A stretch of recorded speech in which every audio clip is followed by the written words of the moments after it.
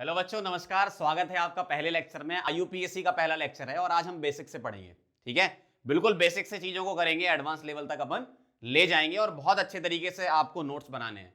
Chemistry में जिसके notes अच्छे होते हैं उसकी केमिस्ट्री बहुत अच्छी होती है, ये बात ध्यान रखना। आप अच्छे तरीके से नोट्स बनाएंगे, बढ़िया तरीके से पढ़ेंगे और एकदम चैप्टर टू चैप्टर स्ट्रॉन्ग करते जाएंगे अपन अपने आप को।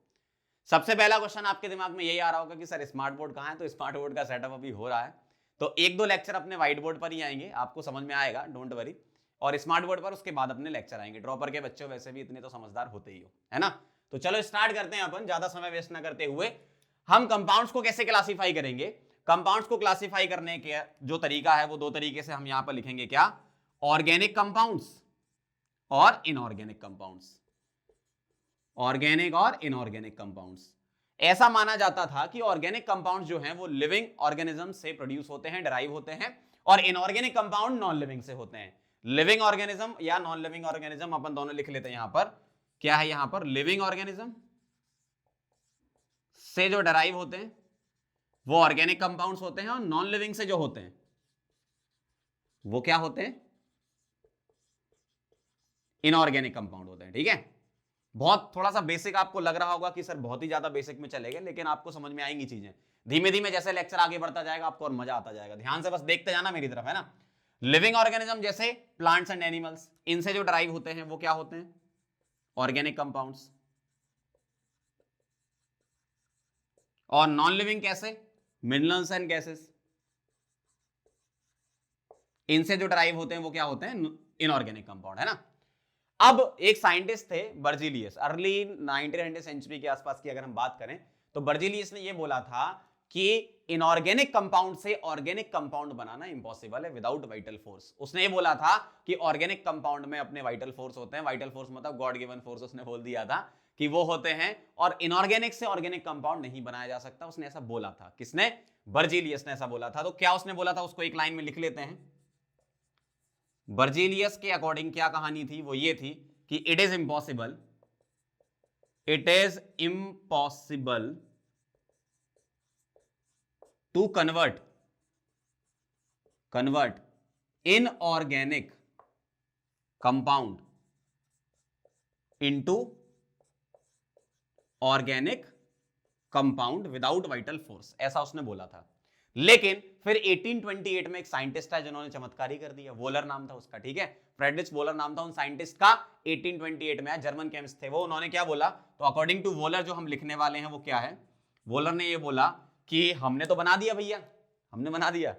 उसने क्या करा? अमोनियम साइनेट जो होता है उसमें पानी डाला और हीट कर दिया उसको, तो यूरिया बन गया ऑर्गेनिक कंपाउंड। मतलब इनऑर्गेनिक सॉल्ट से ऑर्गेनिक कंपाउंड बन गया था। देखो, NH4+ O- C triple bond N, इसका नाम है अमोनियम साइनेट।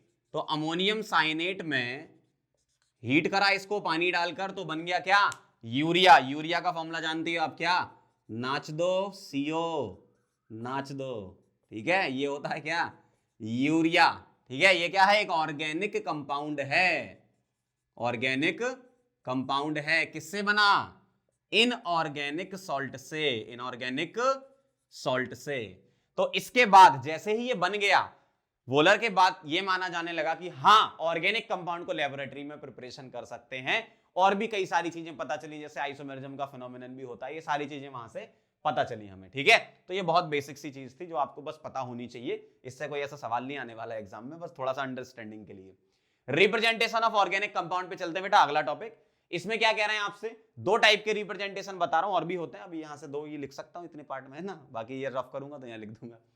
मॉलिक्यूलर फॉर्मूला क्या होता है? देखो बहुत ध्यान से, मॉलिक्यूलर फॉर्मूला क्या है? जो नंबर और टाइप ऑफ एटम बताता है। बॉन्डिंग के बारे में कोई इंफॉर्मेशन नहीं देता, कनेक्टिविटी के बारे में कोई इंफॉर्मेशन नहीं देता। जैसे अगर मैं आपके सामने लिखूं C2H6O, तो आपको इसमें कनेक्टिविटी का कुछ पता नहीं है कि भैया कार्बन कार्बन बॉन्ड कहां बन रहा है या कार्बन ऑक्सीजन बन रहा है। आपको नहीं पता, कनेक्टिविटी के बारे में नहीं पता। बस आपको क्या पता है? नंबर और टाइप ऑफ एटम के बारे में पता है कि भैया कार्बन के 2 हैं, हाइड्रोजन 6 हैं, ऑक्सीजन 1 है, ऐसा। तो ये होता मॉलिक्यूलर फॉर्मूला। बहुत बेसिक सी चीजें आप जानते हो। फटाफट से आगे बढ़ते हैं, ये सब चीजें छोटी छोटी सी। लुईस स्ट्रक्चर क्या होता है? ये सब कनेक्टिविटी वगैरह बताता है, और अगर लोन पेयर है कहीं पर तो उसको भी बताता है। जैसे अगर मैं आपके सामने एक लुईस स्ट्रक्चर बना के बताऊं तो इस तरीके से दिखेगा। ये मैं आपके सामने बना रहा हूं CH3CH2OH का। तो CH3CH2OH इस तरीके से। तो अगर लोन पेयर हैं, आपको पता है ऑक्सीजन के पास 2 लोन पेयर होंगे, क्यों? ऑक्सीजन की कोवेलेंसी, ऑक्सीजन कितने बॉन्ड बनाता है आप तो ये बता दो, ऑक्सीजन कितने बॉन्ड बनाता है? 2 बॉन्ड बनाता है। ऑक्सीजन के पास वैलेंस इलेक्ट्रॉन कितने होते हैं? 6, मतलब 2 बॉन्ड उसने शेयरिंग में यूज कर लिए, 6 थे, मतलब अब बचे कितने? 4 इलेक्ट्रॉन, उसके 2 लोन पेयर। तो ये बेटा 2 लोन पेयर मैंने बना दिए। इस तरीके से अपन निकालते हैं। अगर आपको बेसिक केमिकल बॉन्डिंग भी नहीं पता है, देखो वैसे भी ड्रॉपर के बच्चे हो ना, तो थोड़ा बहुत तो यार पता ही होगा कि ये कार्बन होता है, ये हाइड्रोजन होता है, ये सिग्मा बॉन्ड होता है, ये तो पता ही होगा ना। ठीक है, तो ये क्या है आपको? CH3CH2OH का मैंने क्या बनाया है? Lewis structure. तो मॉलिक्यूलर फॉर्मूला बता दिया मैंने आपको, लुईस स्ट्रक्चर बता दिया। इस तरीके से ओपन करके बॉन्ड वगैरह के बारे में आइडिया आपको लग जाता है। लोन पे रहे तो वो भी दिखा देते हैं। इसके अलावा कंडेंस फॉर्मूले वगैरह भी होते हैं, तो पहले आप ये नोट कर लो फटाफट से, फिर मैं कंडेंस फॉर्मूले के बारे में आपको समझाता हूं। ठीक है, समझ गया ना? बेसिक चीजें हैं, मतलब बहुत ज्यादा नहीं है। तो बहुत मतलब जैसे अपना जो लेक्चर है 1.5 घंटे का, तो उसको अपन थोड़ा सा 10-15-20 मिनट बेसिक चीजें पढ़ लेंगे और फिर अपन सीधे अंदर चले जाएंगे। Degree of carbon, degree of amines वगैरह जो कि इंपॉर्टेंट है हमारे लिए, डिग्री ऑफ अनसैचुरेशन, वो सारी की सारी चीजें अपन कवर करेंगे। मतलब बेसिक से शुरू करेंगे, एडवांस तक ले जाएंगे। आप चिंता मत करो, आप अगर इस प्लेटफॉर्म पर आए हो तो आपको बेस्ट से बेस्ट कंटेंट हम डिलीवर करने की, मतलब मेरे तरफ से तो कोशिश रहेगी कि आपको बहुत अच्छा कंटेंट मिले और आपको भी मजा आएगा। ठीक है, मतलब आप भी फील करोगे, 1-2 चैप्टर जब खत्म होंगे ना, आपको लगेगा कि भाई हाँ अब आया कंटेंट, है ना? इतना तो यार मैं गारंटी ले सकता हूं अपने बारे में। चलो फटाफट से इसको नोट करो, फिर हम आगे बढ़ते हैं।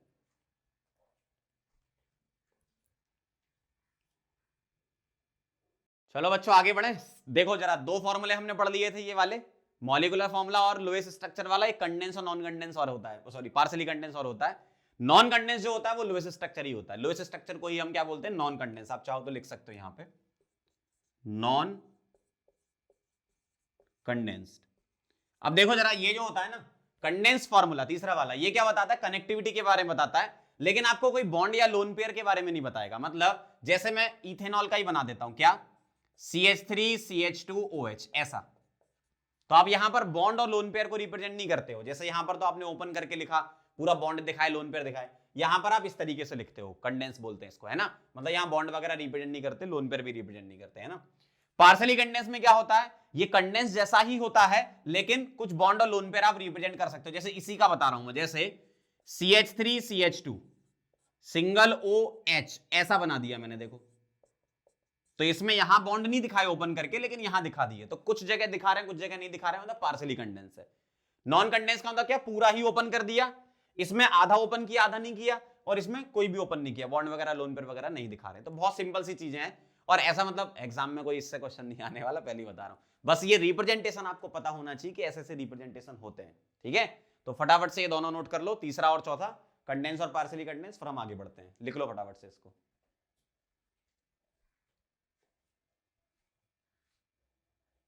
चलो बच्चों आगे बढ़ते हैं। बॉन्ड लाइन स्ट्रक्चर एक और फॉर्मूला होता है इसमें, जिसका हमें बहुत बार रिप्रेजेंटेशन करना पड़ेगा, क्योंकि बहुत आसान होता है बॉन्ड लाइन। ठीक है, बहुत इजीली बन जाता है। पहले आप ये पॉइंट्स पढ़ लो, फिर मैं आपको एग्जांपल से समझा देता हूं। ये आपके लिए लिखे ताकि आपके नोट्स भी प्रिपेयर होते जाएं साथ साथ। क्या? Only CC bonds are represented, carbon carbon bond represent करेंगे।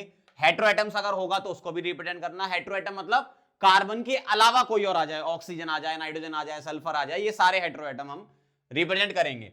लॉन्गेस्ट कार्बन कार्बन चेन को जिगजैग फॉर्म में बनाएंगे, और डबल बॉन्ड या ट्रिपल बॉन्ड होगा तो डबल बॉन्ड को 2 लाइन से और ट्रिपल बॉन्ड को 3 लाइन से अपन बनाएंगे। कैसे बनाना है एक एग्जांपल से समझा रहा हूं। मान लो मेरे पास लिखा है CH3 CH2 CH2 CH3, ठीक है, ऐसा लिखा है, और इसको मुझे बॉन्ड लाइन स्ट्रक्चर इसका बनाना है। तो बेटा बॉन्ड लाइन स्ट्रक्चर कैसे बनाएंगे, ध्यान से देखना जरा। हम जिगजैग फॉर्म में कार्बन को रिप्रेजेंट करेंगे, हाइड्रोजन को रिप्रेजेंट नहीं करना, हाइड्रोजन को रिप्रेजेंट नहीं करना। जैसे ये कार्बन है ना, तो इसको ऐसे डॉट बना दिया, ठीक है, एक ये कार्बन हो गया। दूसरा देखना, यहां हो गया ये कार्बन, तीसरा यहां हो गया ये कार्बन, चौथा यहां हो गया ये कार्बन। ऐसे जिगजैग बनाएंगे, हाइड्रोजन रिप्रेजेंट नहीं करेंगे, ध्यान रखिएगा। ये क्या होगा बेटा? ये कार्बन होगा, ये वाला, ये वाला, ये वाला, ये वाला, ये सब क्या हो गए? कार्बन हो गए। तो कार्बन कार्बन बॉन्ड रिप्रेजेंट होता है, हाइड्रोजन रिप्रेजेंट नहीं करना। अगर हेटेरो एटम आएगा तो रिप्रेजेंट कर देना उसको। जैसे ये तो अभी पहला एग्जांपल है, और भी समझेंगे। एग्जांपल से आपको सारी चीजें क्लियर होती जाएंगी, ठीक है। जैसे पहला एग्जांपल ये हो गया, दूसरा देखो जरा, CH3 CHOH CH3 ऐसा लिखा है। तो क्या करोगे, पहले कार्बन की चेन बना लो। 1 2 3 कार्बन है, तो 1 2 3 कार्बन हो गए। इस वाले पर क्या लगाना है? हेटेरो एटम है ना, OH, तो हेटेरो एटम में रिप्रेजेंट करना है। अच्छा, हेटेरो एटम में ऐसा मत कर देना कि H रिप्रेजेंट नहीं कर रहा है। हम कार्बन वाले H को रिप्रेजेंट नहीं करते, लेकिन हेटेरोएटम में अगर H है तो उसको रिप्रेजेंट करना है, और यहां रिप्रेजेंट नहीं कर रहा है इसका मतलब ऐसा नहीं कि हटा दिए हमने, है ही नहीं बेटा, ये हैं लेकिन उसके अंदर छुपे हुए हैं। अगर आपको इसको पहचानना है तो मन की आंखों से देखो कैसे।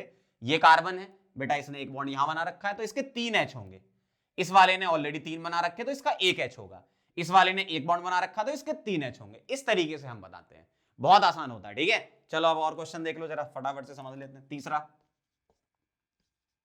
CH3 CH2 CH2 CHO, इस तरीके से इसका मुझे बॉन्ड लाइन रिप्रेजेंट करना है। तो कितने कार्बन है?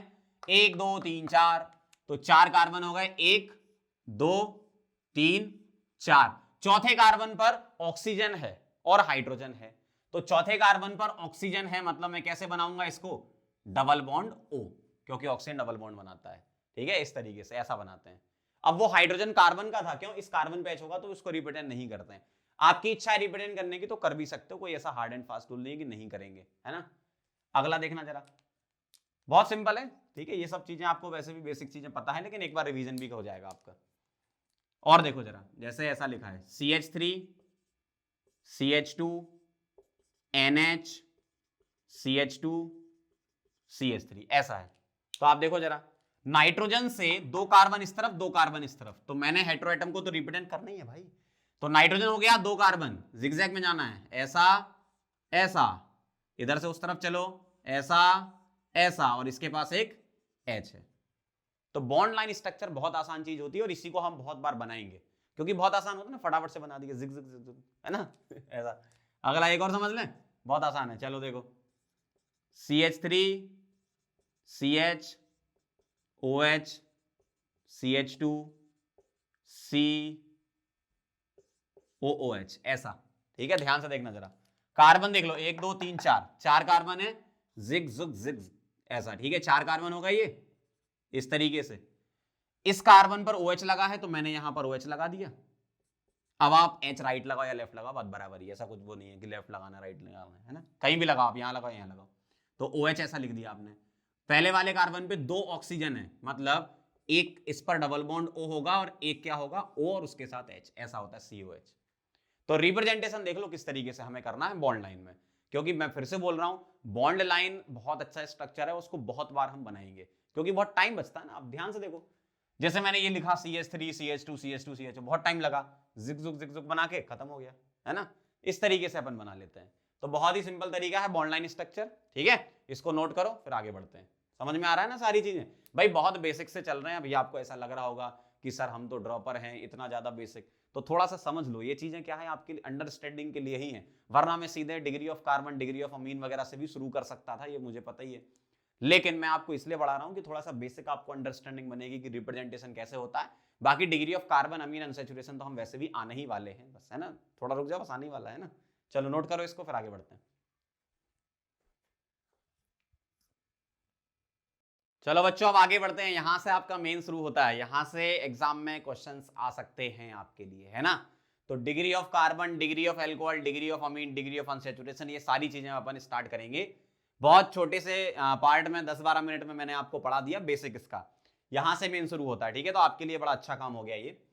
चलो स्टार्ट करें फिर, है ना। बहुत अच्छे से समझना, बढ़िया तरीके से समझना, और फिर से मैं बोल रहा हूं आपसे, जब वीडियो देख रहे हो ना आप, तो कॉपी और पेन लेके बैठो, और जो जो मैं पढ़ाते जा रहा हूं, जैसे क्लासरूम में आप पढ़ते हो ना, वैसी फीलिंग आएगी आपको, है ना। जैसे जैसे मैं पढ़ाते जा रहा हूं वैसे वैसे आप लिखते भी जाना, साथ साथ नोट्स अच्छे बनाना आपको, है ना। चलो स्टार्ट करते हैं यहां से। The number of carbon atoms directly attach with the carbon. ठीक है, मतलब किसी पर्टिकुलर कार्बन की आपको अगर डिग्री निकालनी है, तो उस कार्बन से कितने कार्बन और जुड़े हैं उसको हम डिग्री ऑफ कार्बन बोलते हैं। जैसे एग्जाम्पल के तौर पर हम स्टार्ट करते हैं, पहला सवाल ये रहा आपकी स्क्रीन पर, ध्यान से देखेंगे, बहुत ही ध्यान से देखना है।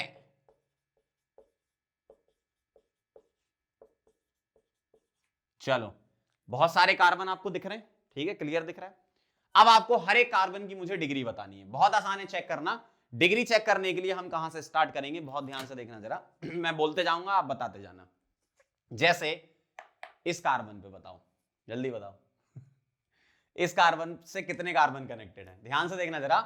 इस कार्बन से आपका ये कार्बन कनेक्टेड है, मतलब इस वाले कार्बन की डिग्री क्या हो गई 1, लिख लो 1 डिग्री। इस कार्बन पे बताओ ये वाला, ये इस कार्बन से सिर्फ ये वाला कनेक्टेड है, सही ना, तो इसकी डिग्री क्या हो गई 1। इस कार्बन से ये वाला और ये वाला कनेक्टेड है, तो इसकी डिग्री हो गई 3। बहुत सिंपल है। इस कार्बन से ये वाला तो इसकी डिग्री हो गई 2। इस कार्बन से ये वाला मतलब इसकी डिग्री 4। इस कार्बन से सिर्फ ये कनेक्टेड है तो 1, इस कार्बन से ये कनेक्टेड है तो 1, इस कार्बन से ये कनेक्टेड है तो 1। ये सारी चीजें मैं लिख देता हूं, आपको वैसे भी दिख गया होगा। चलो लिख लो फटाफट से। ये 1 डिग्री बोला था, ये 3 डिग्री, ये 1 डिग्री, ये 2 डिग्री, ये 4 डिग्री, ये 1 डिग्री, ये 1 डिग्री और ये 1 डिग्री। ऐसे चेक करना है। और करोगे? मजा आ रहा है? चलो भाई, दूसरा सवाल ये रहा आपके सामने।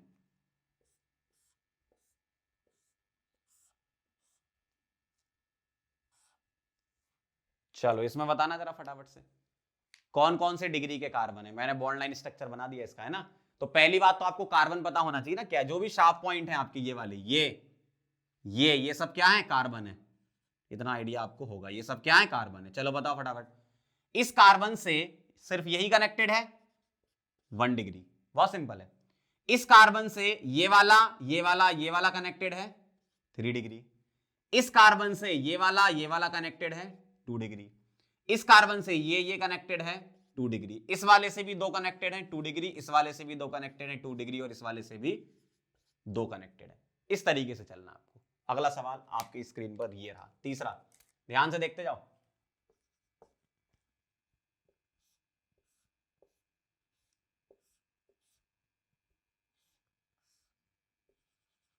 ये सब क्या है? आपके कार्बन। चलो बोल दो फटाफट से डिग्री क्या है। बहुत आसान है, बताओ। इस वाले कार्बन से, इस वाले से 1 2 3 3 डिग्री। इस वाले से एक ये 2 डिग्री। समझ रहे हो बात को? बहुत आसान है। इस वाले से एक ये 2 डिग्री। इस वाले से 3 डिग्री, एक ये। इस वाले से एक ये 2 डिग्री। इस वाले से भी ये 2 कनेक्टेड है 2 डिग्री और ये वाला भी 2 डिग्री। बहुत आसान है भाई, बहुत ही आसान। डिग्री ऑफ कार्बन निकालना तो बहुत आसान है, समझ गए होगे बात को। चलो एक सवाल और कर लेते हैं, आखिरी।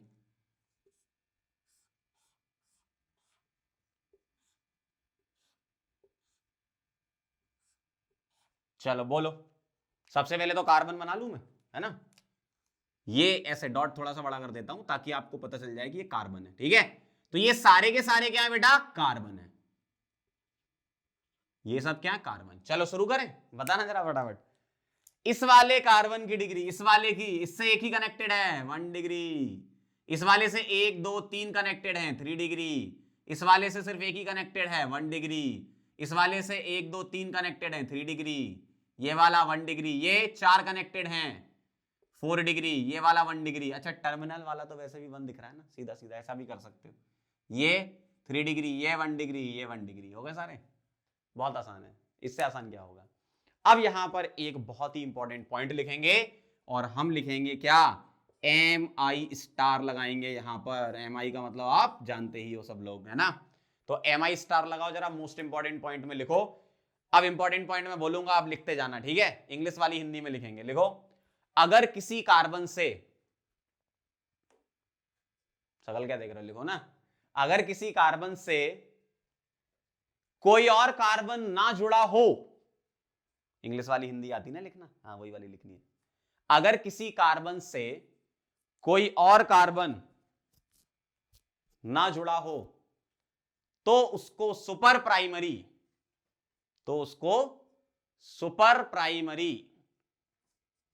कार्बन बोलते हैं। तो उसको सुपर प्राइमरी, ब्रैकेट में लिख लो 0 डिग्री कार्बन। 0 डिग्री सेंटीग्रेड मत बोल देना कि सर 273 केल्विन, पागल हो गया। 0 डिग्री कार्बन बोलते हैं। सुपर प्राइमरी को ही 0 डिग्री बोलते हैं, ध्यान रखना। क्या बोला मैंने? क्या बोला था?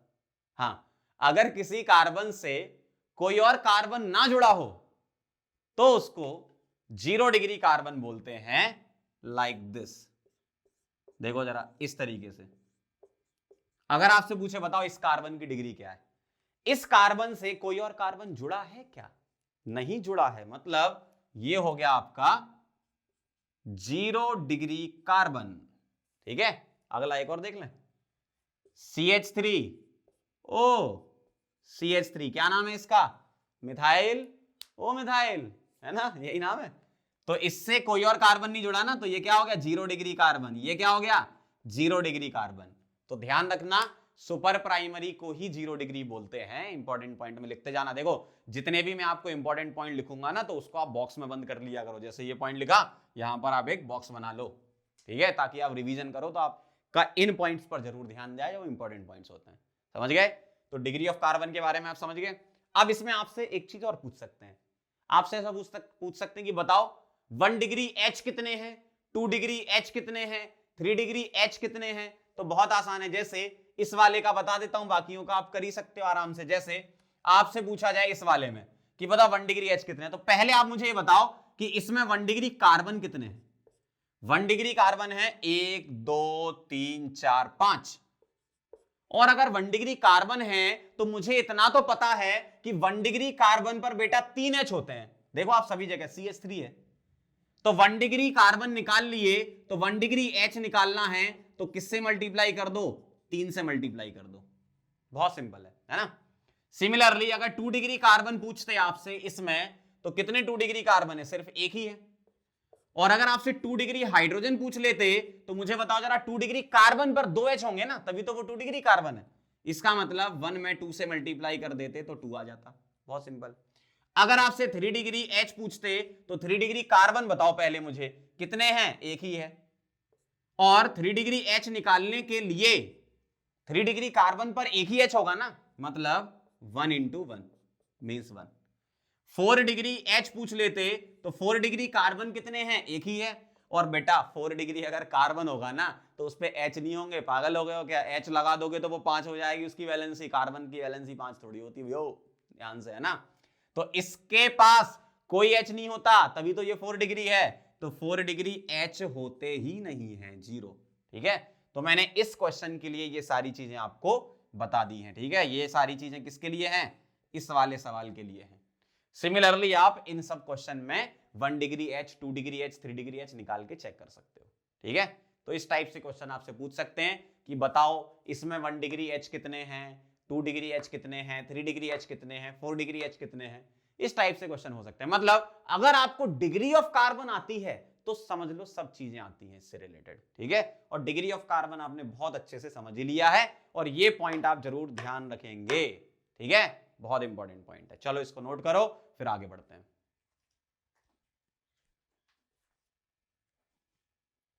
चलो बच्चों आगे बढ़ते हैं, डिग्री ऑफ एल्कोहल पर चलते हैं। बहुत सिंपल सी डेफिनेशन है, पढ़ लो जरा क्या कह रहे हैं। The degree of carbon eight which OH group is present. मतलब डिग्री ऑफ एल्कोहल एक तरीके से क्या, डिग्री ऑफ कार्बन ही है जहां पर OH ग्रुप लगा हुआ है। जैसे ध्यान से समझिएगा, पहला सवाल ये आपके सामने आ रहा है आपकी स्क्रीन पर, देखना जरा ध्यान से, बहुत ध्यान से समझना बात को। बताओ जरा OH किस कार्बन पे लगा है? तो मैं बोलूंगा इस कार्बन पे लगा है। बताओ जरा इस कार्बन की डिग्री क्या है? इस कार्बन से डायरेक्टली कनेक्टेड एक ये कार्बन है, एक ये कार्बन है, एक ये वाला और एक ये वाला। मतलब इस कार्बन की डिग्री क्या है? 2 डिग्री। तो इस एल्कोहल को क्या बोलोगे? 2 डिग्री एल्कोहल। कितना आसान है, बहुत आसान है, बहुत ही ज्यादा आसान है। अगला सवाल देखो, क्वेश्चन से आप बहुत सारी चीजें आसानी से समझ जाओगे। बताओ जरा इस एल्कोहल की डिग्री क्या है?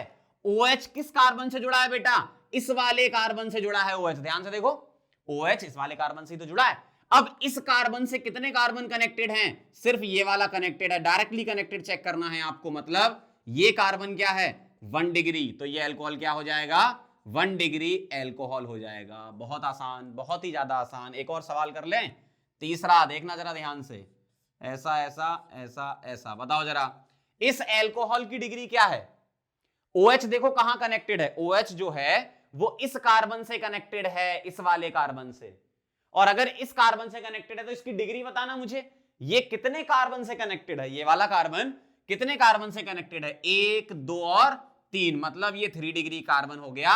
तो इस एल्कोहल का नाम 3 डिग्री एल्कोहल हो जाएगा। बहुत आसान, समझ गए बात को। एक और सवाल लो, सवाल तो इतने देंगे कि क्या बताएं आपको, मजा आ जाएगा। इतने क्वेश्चन करेंगे कि आपको मतलब हो सकता है बुक की जरूरत ही ना पड़े। जितने क्वेश्चन मैं कराऊं पूरे के पूरे ऑर्गेनिक में, सारे के सारे आप बना लो, है ना, एग्जाम के लिए काम हो जाएगा। लेकिन फिर भी प्रैक्टिस तो आपको करनी ही है, ये ध्यान रखना, ठीक है। चलो क्वेश्चन नंबर 4 ध्यान से देखेंगे।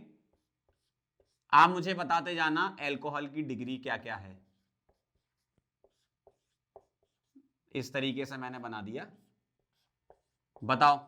3 जगह OH लगा है तो हर एक की डिग्री बताएंगे। जैसे यहां OH लगा है, ये किस कार्बन से जुड़ा है, इससे। बताना इससे कितने कनेक्टेड कार्बन है, किससे, इस वाले से कनेक्टेड बेटा कितने कार्बन हैं। इस वाले से कनेक्टेड है ये वाला, मतलब इसकी डिग्री 1, तो ये वाला एल्कोहल इधर वाला क्या बोलोगे, 1 डिग्री एल्कोहल। इधर देखो जरा, इस OH को देखो, ये किससे कनेक्टेड है, इससे। ये कार्बन कितने कार्बन से कनेक्टेड है, इस वाले से और इस वाले से, तो इसकी डिग्री 2, मतलब 2 डिग्री एल्कोहल। कितना आसान है। ये OH यहां जुड़ा हुआ है, इस कार्बन से कनेक्टेड कितने कार्बन हैं, एक ये वाला, एक ये वाला, एक ये वाला। अब तो समझ जाओ भाई, अब तो आंखें खोल लो अपनी, 3 डिग्री एल्कोहल हो गया ये। कितना आसान। एक बहुत प्यारा MI स्टार वाला पॉइंट आपके लिए आ रहा है। पहले मैं आपसे पूछूंगा, फिर आपको झटका लगेगा, फिर आप बॉक्स बनाएंगे और जिंदगी भर इसको याद रखेंगे। अगर मैं आपसे पूछूं, बताओ इसकी डिग्री क्या है, इसकी डिग्री क्या है, यहां पर मैं गोला लगा देता हूं। गोला लगाने का मतलब क्या है, अल्टरनेट डबल बॉन्ड, मतलब इसको मैं इक्वलेंट टू, मतलब इस टाइप से भी बना सकता हूं। 3 इक्वल का बराबर इक्वलेंट टू, अल्काइन मत समझ लेना इसको, है ना। इसका मतलब ये भी हो सकता है, या फिर आप बोलो कि नहीं सर हमें डबल बॉन्ड ऐसे नहीं लगाने, कोई बात नहीं ऐसे लगा दो, बात बराबर ही है, ठीक है। इस तरीके से भी बना सकते हो। अल्टरनेट डबल बनाने आपको, आप कहीं से भी डबल सिंगल डबल शुरू कर सकते हो। बताओ जरा इसकी डिग्री क्या है, इसकी डिग्री क्या है, बताओ। ये कार्बन कितने कार्बन से कनेक्टेड है, पहले मैं आपसे पूछ रहा हूं, सोचो जरा। ये कार्बन कितने कार्बन से कनेक्टेड है, एक इससे, एक इससे, 2 कार्बन से कनेक्टेड है, तो इसकी डिग्री क्या हो जाएगी, 2 डिग्री। लेकिन ऐसा नहीं होता है। अब जो मैं बात बोल रहा हूं उसको बहुत ध्यान से लिखेंगे। लिखो जरा, लिखो फटाफट से, इंग्लिश वाली हिंदी में लिखो। फिनॉल की कोई डिग्री नहीं होती है। ये फिनॉल है, एल्कोहल थोड़ी है। एल्कोहल और फिनॉल में क्या डिफरेंस है, एल्कोहल में जो OH कनेक्टेड रहता है वो बेंजीन से कनेक्टेड नहीं रहता। बेंजीन से अगर OH कनेक्टेड है तो बेटा इसका नाम क्या है, फिनॉल। तो फिनॉल, फिनॉल क्या लिख रहे हो, फॉल क्यों लिख रहे हो भाई, फिनॉल। फिनॉल मतलब नो डिग्री। तो फिनॉल की कोई डिग्री नहीं होती है, फटाफट से इंग्लिश वाली हिंदी लिखो। फिनॉल की कोई डिग्री नहीं होती है, फिनॉल की कोई डिग्री नहीं होती है, ध्यान रखना, फिनॉल की कोई डिग्री नहीं होती है। इसलिए अपन इसको 2 डिग्री नहीं बोलेंगे। कई लोग क्या गलती कर देते, अच्छा ये कार्बन इससे भी कनेक्टेड, इससे भी कनेक्टेड, मतलब 2 डिग्री, ऐसा मत कर देना, पागल हो गया। 2 डिग्री नहीं बोलेंगे, फिनॉल की कोई डिग्री नहीं बोलती है। लेकिन अगर आपसे ऐसा बोल दे, सवाल नंबर 5, बताओ इसकी डिग्री क्या है, तो बेटा ये फिनॉल थोड़ी है, बीच में गोला थोड़ी लगा है। गोले का मतलब अल्टरनेट डबल बॉन्ड थोड़ी है इसमें। हाँ, इसमें आप बोल दो कि इस वाले कार्बन से ये और ये कनेक्टेड है, तो इसकी डिग्री 2 हो जाएगी, तो इसको बोल दूंगा 2 डिग्री एल्कोहल। मतलब बहुत इंपॉर्टेंट पॉइंट मैंने आज अपनी जिंदगी का आपके सामने बोल दिया है। क्या, फिनॉल की कोई डिग्री नहीं होती है। बॉक्स बना लो फटाफट से, बहुत आसान क्वेश्चन होता है लेकिन गलती करते हैं लोग इसमें। फिनॉल को 2 डिग्री अल्कोहल नहीं बोल सकते हो। फिनॉल एक अलग ग्रुप कंसीडर किया जाता है, अल्कोहल एक अलग ग्रुप कंसीडर किया जाता है। फिनॉल की कोई डिग्री नहीं होती है, ध्यान रख लो दिमाग में, फिनॉल की कोई डिग्री नहीं होती है, ठीक है। आप भी सोचोगे सर कितनी बार बोलोगे, समझ गए, फिर से बोल रहा हूं, फिनॉल की कोई डिग्री नहीं होती है, ठीक है। चलो नोट करो, फिर आगे बढ़ते हैं।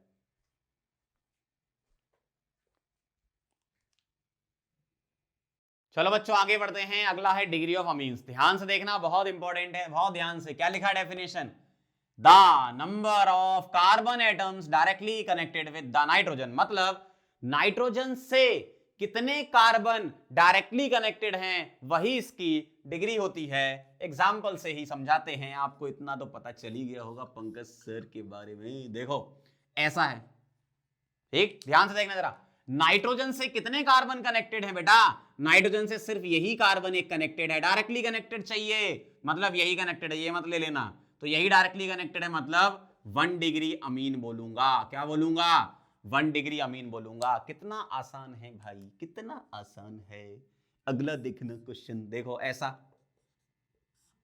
अगर मैंने ऐसा लिखा है तो बताओ नाइट्रोजन से कनेक्टेड एक ये कार्बन एक ये कार्बन, मतलब 2 कार्बन कनेक्टेड हैं, तो इस अमीन को बोलेंगे 2 डिग्री अमीन। बहुत आसान ही चीज चल रही है सर। ये तो नाइट्रोजन यहां लगाया मिथाइल, यहां लगाया CH2CH3 और यहां लगाया मैंने CH2CH3CH3CH3 ऐसा, ठीक है, इस टाइप से लगा दिया मैंने। अब देखो जरा, नाइट्रोजन से कनेक्टेड, इससे कनेक्टेड कितने कार्बन है? चमकते हुए कार्बन, 1 2 3, क्या हो गया? 3 डिग्री अमीन हो गया। भाई सीधे सीधे चेक करो आप, नाइट्रोजन से डायरेक्टली कनेक्टेड कितने कार्बन, वही क्या होगी? डिग्री ऑफ अमीन होगी। एक और हो जाए। चौथा सवाल ये रहा आपकी स्क्रीन पर, बताओ जरा इसकी डिग्री क्या है? इसकी डिग्री क्या है? बताओ इसकी डिग्री क्या है इस नाइट्रोजन के लिए? बताओ। 1 कार्बन, 2 कार्बन, 3 कार्बन, 4 कार्बन, मतलब 4 डिग्री अमीन। 1 डिग्री को प्राइमरी, इसको सेकेंडरी, इसको टर्सरी और इसको क्वाटरनरी भी बोल सकते हो। प्राइमरी, सेकेंडरी, टर्सरी, क्वाटरनरी ऐसे बोल सकते हो। समझ गए? एक सवाल और कर लेते हैं, समझ जाओगे कहानी। ऐसा ऐसा ऐसा ऐसा ऐसा ऐसा, ये गोला CH2 NH2, ठीक है, N ऐसा ऐसा ऐसा, ठीक है, समझ गए? बताओ जरा इन सब के लिए डिग्री बोल दो फटाफट से, क्या होगा? इधर नाइट्रोजन से कनेक्टेड 1 कार्बन डायरेक्टली, मतलब इधर 1 डिग्री अमीन। इस नाइट्रोजन से कनेक्टेड एक ये और एक ये। अच्छा, गोले का मतलब तो जानते हो, अल्टरनेट डबल बॉन्ड हो जाएगा, है ना? तो इससे कनेक्टेड एक ये, मतलब 2 डिग्री अमीन। इससे कनेक्टेड 1 2 3, मतलब 3 डिग्री अमीन। कितना आसान है, कितना ही आसान है, बताओ। समझ गए बात को? चलो अब आया देखो Mi स्टार। क्या आया? Mi star. पहले मैं आपसे पूछूंगा, फिर फिर मजा आएगा। देखो, पहले मैं आपसे पूछूंगा, बताओ जरा इसकी क्या डिग्री है, या आप इसको चाहो तो ऐसे भी लिख सकते हो। थोड़ा थोड़ा याद आया? ये फिनॉल से मिलता जुलता है। और कैसे लिख सकते हो? कोई बोले नहीं सर हम ऐसे बनाएंगे, बिल्कुल बना लो, हमारी तरफ से आपको पूरी आजादी है, ठीक है, चाहे ऐसे बनाओ, चाहे ऐसे बनाओ, चाहे ऐसे बनाओ, बात बराबर है। बताओ जरा इसकी डिग्री क्या है? अब आप बोलोगे सर नाइट्रोजन से कनेक्टेड ये कार्बन है, नाइट्रोजन से कनेक्टेड ये कार्बन है, मतलब एक ही कार्बन कनेक्टेड है, तो इसको मैं क्या बोलूंगा? 1 डिग्री अमीन बोलूंगा। तो मैं क्या कहूंगा पता है? ये एनिलीन है। हाँ, इसमें डिग्री बता सकते हो। अब ध्यान से सुनना। अब आप बोलोगे सर एकदम से वक्त बदल दिया, जज्बात बदल दिए। फिनॉल में तो आपने बोला फिनॉल की डिग्री नहीं होती है, इसमें बोला आपने इसकी डिग्री होती है। हाँ, ध्यान रखना इस बात को, लिखो जरा फटाफट से जो पॉइंट में बोल रहा हूं, जो पॉइंट में बोल रहा हूं। क्या? एनिलीन, इसका नाम क्या है? एनिलीन, ठीक है। एनिलीन की डिग्री होती है 1 डिग्री अमीन होता है एनिलीन, है ना? एनिलीन की डिग्री होती है, ध्यान रखना। फिनॉल की डिग्री नहीं होती, फिनॉल की डिग्री नहीं होती, लेकिन एनिलीन की डिग्री होती है। ध्यान से लिखो इसको, ये 1 डिग्री अमीन है, मतलब बेंजीन रिंग से OH जुड़ा है तो हम उसकी डिग्री डिफाइन नहीं कर सकते, लेकिन बेंजीन रिंग से नाइट्रोजन जुड़ा है तो हम उसकी डिग्री डिफाइन कर सकते हैं। अगर ऐसे जुड़ा है तो क्या हो गया? 1 डिग्री अमीन। इसका नाम क्या है? एनिलीन। तो एनिलीन की डिग्री होती है, ध्यान रखना। अगर मैं इसमें आपसे ऐसा पूछ लूं, अगर मैं इसमें आपसे ऐसा पूछ लूं, बताओ ये क्या है, इसकी डिग्री बताओ, तो आप बोलोगे सर नाइट्रोजन से कनेक्टेड एक कार्बन है, यस ये 1 डिग्री अमीन है। मैं भी बोलूंगा हाँ बिल्कुल सही है। अगर मैं यहां गोला लगा दूं तब भी इसकी डिग्री बता सकते हो, जो वहां नहीं कर सकते थे। कहां पर? फिनॉल में। ध्यान से सुनना जो बात मैं बोल रहा हूं, अब आ गए आपके पॉइंट, बहुत इंपॉर्टेंट से। फिनॉल की डिग्री डिफाइन नहीं होती, एनिलीन की डिग्री डिफाइन होती। मतलब बेंजीन रिंग से अगर नाइट्रोजन कनेक्टेड है तो उसकी डिग्री होती है, जैसे इस सवाल में बता सकते हो, या बेंजीन रिंग से मैं नाइट्रोजन ऐसे कनेक्ट कर दूं इस तरीके से तो भी डिग्री डिफाइन कर सकते हो, या मैं बेंजीन रिंग से नाइट्रोजन इस तरीके से भी कनेक्ट कर सकता हूं तो भी बेटा डिग्री बता सकते हो। मतलब नाइट्रोजन में चाहे आप बेंजीन रिंग में लगाओ या नहीं लगाओ, हर जगह आप डिग्री बता सकते हो, लेकिन OH ग्रुप में ऐसा नहीं होता है। फिनॉल अगर आ गया मतलब बेंजीन पर OH लगा दिया तो उसकी डिग्री डिफाइन नहीं होती। चलो बताओ इसकी डिग्री क्या है, नाइट्रोजन से कनेक्टेड एक ये कार्बन एक ये कार्बन, मतलब क्या हो गया 2 डिग्री अमीन हो गई बेटा, ये क्या हो गई 2 डिग्री अमीन हो गई। इसके लिए बताना एक ये एक ये एक ये, तो अब ये क्या हो गई 3 डिग्री अमीन हो गई। मतलब बॉटम लाइन क्या है, बॉटम लाइन ये है कि अगर OH ग्रुप है बेंजीन पर लगा है तो उसकी डिग्री नहीं, उसको फिनॉल बोल देते हैं। लेकिन अगर नाइट्रोजन है वो बेंजीन पर लगा है तो भी आप डिग्री बता सकते हो, और नहीं लगा है इस टाइप से कुछ दे रखे हैं तो भी आप डिग्री बता सकते हो। बहुत इंपॉर्टेंट पॉइंट है, फिर से बोल रहा हूं मैं, बहुत ही ज्यादा इंपॉर्टेंट पॉइंट। पहले क्या होता है आप ये समझते हो, जैसे मैंने अभी समझाया था आपको फिनॉल, ठीक है सर फिनॉल की डिग्री नहीं होती, फिर आप जब इस टॉपिक तक आते हो तो अच्छा इसकी डिग्री नहीं होगी, ऐसा नहीं है, इसकी डिग्री होती है, फिनॉल की डिग्री नहीं होती है। फिर से बोल रहा हूं मैं बार बार, इसकी डिग्री होती है एनिलीन की, फिनॉल की डिग्री नहीं होती है। यहां पर आप किसी भी टाइप की बेंजीन रिंग में एन लगा दो, जैसे यहां बेंजीन में एन के साथ इधर अलग अलग लगा दिए, इधर एक मिथाइल लगा दिए, हर एक जगह डिग्री डिफाइन है, किसके लिए, अमीन्स के लिए। ठीक है, समझ गए बात को, चलो इसको नोट करो फिर आगे बढ़ते हैं।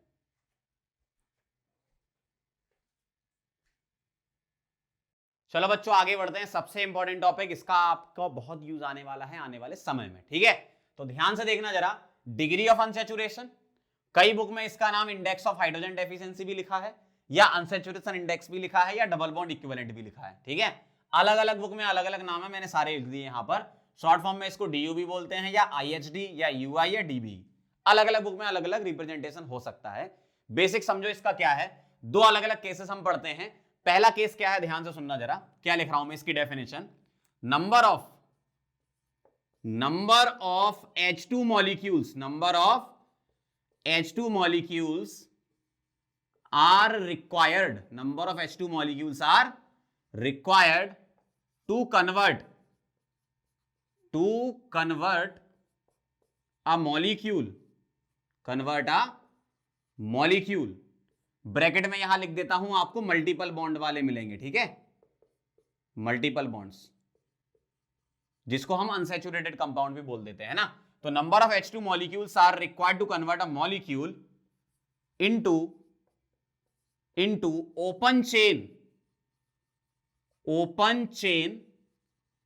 saturated compound। Open chain saturated compound मतलब कार्बन की चेन और कोई भी डबल ट्रिपल बॉन्ड नहीं होगा। जैसे समझाने के लिए मैं एग्जांपल यहां पर ले रहा हूं बेटा, CH2 डबल बॉन्ड CH2, इसकी रिएक्शन मुझे करानी है H2 के साथ, तो कितने H2 के मॉलिक्यूल लगेंगे इस कंपाउंड को ओपन चेन में कन्वर्ट करने के लिए। ये हम ऐसे करेंगे कि रिएक्शन कराएंगे, कैसे, H2 की रिएक्शन जब इससे कराएंगे तो आप ये पाई बॉन्ड को तोड़ दो, किससे, H और H से, H2 में 2 H है ना, तो पाई बॉन्ड को H और H से तोड़ देंगे तो बेटा आपको ऐसा दिखेगा, कैसा, CH3 सिंगल बॉन्ड CH3, तो ओपन चेन सैचुरेटेड कंपाउंड बन गया।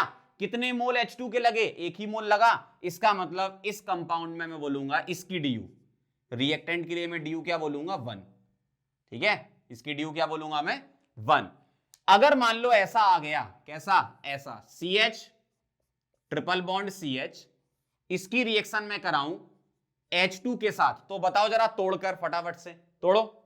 अगर मैं तोड़ूंगा तो यहां 2 पाई बॉन्ड टूटेंगे, तो ये दोनों पाई तोड़ो किससे, H और H से, तो क्या बनेगा, CH3 सिंगल बॉन्ड CH3 बनेगा। बताओ जरा यहां पर कितने मोल H2 लगे, तो बेटा यहां पर 2 मोल H2 लगे, मतलब इसकी DU क्या हो गई, लाइट चली गई है ना, इसकी DU क्या हो गई 2 हो गई। ध्यान से देखना जरा, बहुत ध्यान से, क्या हुआ यहां पर, यहां एक पाई बॉन्ड था वो तोड़ा H2 मॉलिक्यूल से H और H से, ठीक है, तो क्या बन गया आपका इथेन बन गया। यहां 2 पाई बॉन्ड थे, पहला पाई टूटा HH से, दूसरा पाई टूटा HH से, तो 2 मोल H2 यूज हुए, मतलब इसकी DU क्या होगी 2। तो आप थोड़ा सा यहां पे एक रूल बना लो, क्या रूल बना लो, लिख लो फिर इसी बात पे, जब रूल बनाना ही है तो उसको लिख ही लेते हैं। MI स्टार लगाएंगे इसके पास, इधर ही नीचे लिख लेना आप, MI स्टार लिखो जरा इंग्लिश वाली हिंदी में। एक पाई बॉन्ड की DU 1 होती है, आप देखो रिएक्शन ऑब्जर्व करके, एक पाई बॉन्ड तोड़ने में 1 मोल H2 लग रहा है ना, तो 2 पाई बॉन्ड तोड़ने में 2 मोल H2 लगेंगे, 3 पाई बॉन्ड तोड़ने में 3 मोल H2 लगेंगे। समझ गए बात को, लिखो MI स्टार वाला पॉइंट फटाफट से, नोट्स बनाते जाओ, देखो मैं पहले ही कह रहा हूं ना, लिखो फटाफट। एक पाई बॉन्ड की डी एक होती है, एक पाई बॉन्ड की डी एक होती है। 1 पाई बॉन्ड का मतलब 1 डी, एक पाई बॉन्ड की डी एक होती है। डी मतलब degree of unsaturation, Delhi university में समझ लेना। एक पाई बॉन्ड की डी एक होती है, ठीक है। चलो ये हो गया। केस 2 पे चलते हैं। केस 2 में आपको मिलेंगे, जैसे ये तो मैंने मल्टीपल बॉन्ड वाले आपको बताए, पाई बॉन्ड जिसमें आ जाए, है ना। अगर रिंग आ गई तो क्या करोगे, ठीक है। तो केस 2 में हम बात कर रहे हैं किसके लिए, रिंग के लिए बात कर रहे हैं। किसके लिए, रिंग के लिए बात कर रहे हैं। और रिंग के लिए हम कैसे डिफाइन करेंगे, यहां पर डेफिनेशन में लिख रहा हूं क्या, कि how many bonds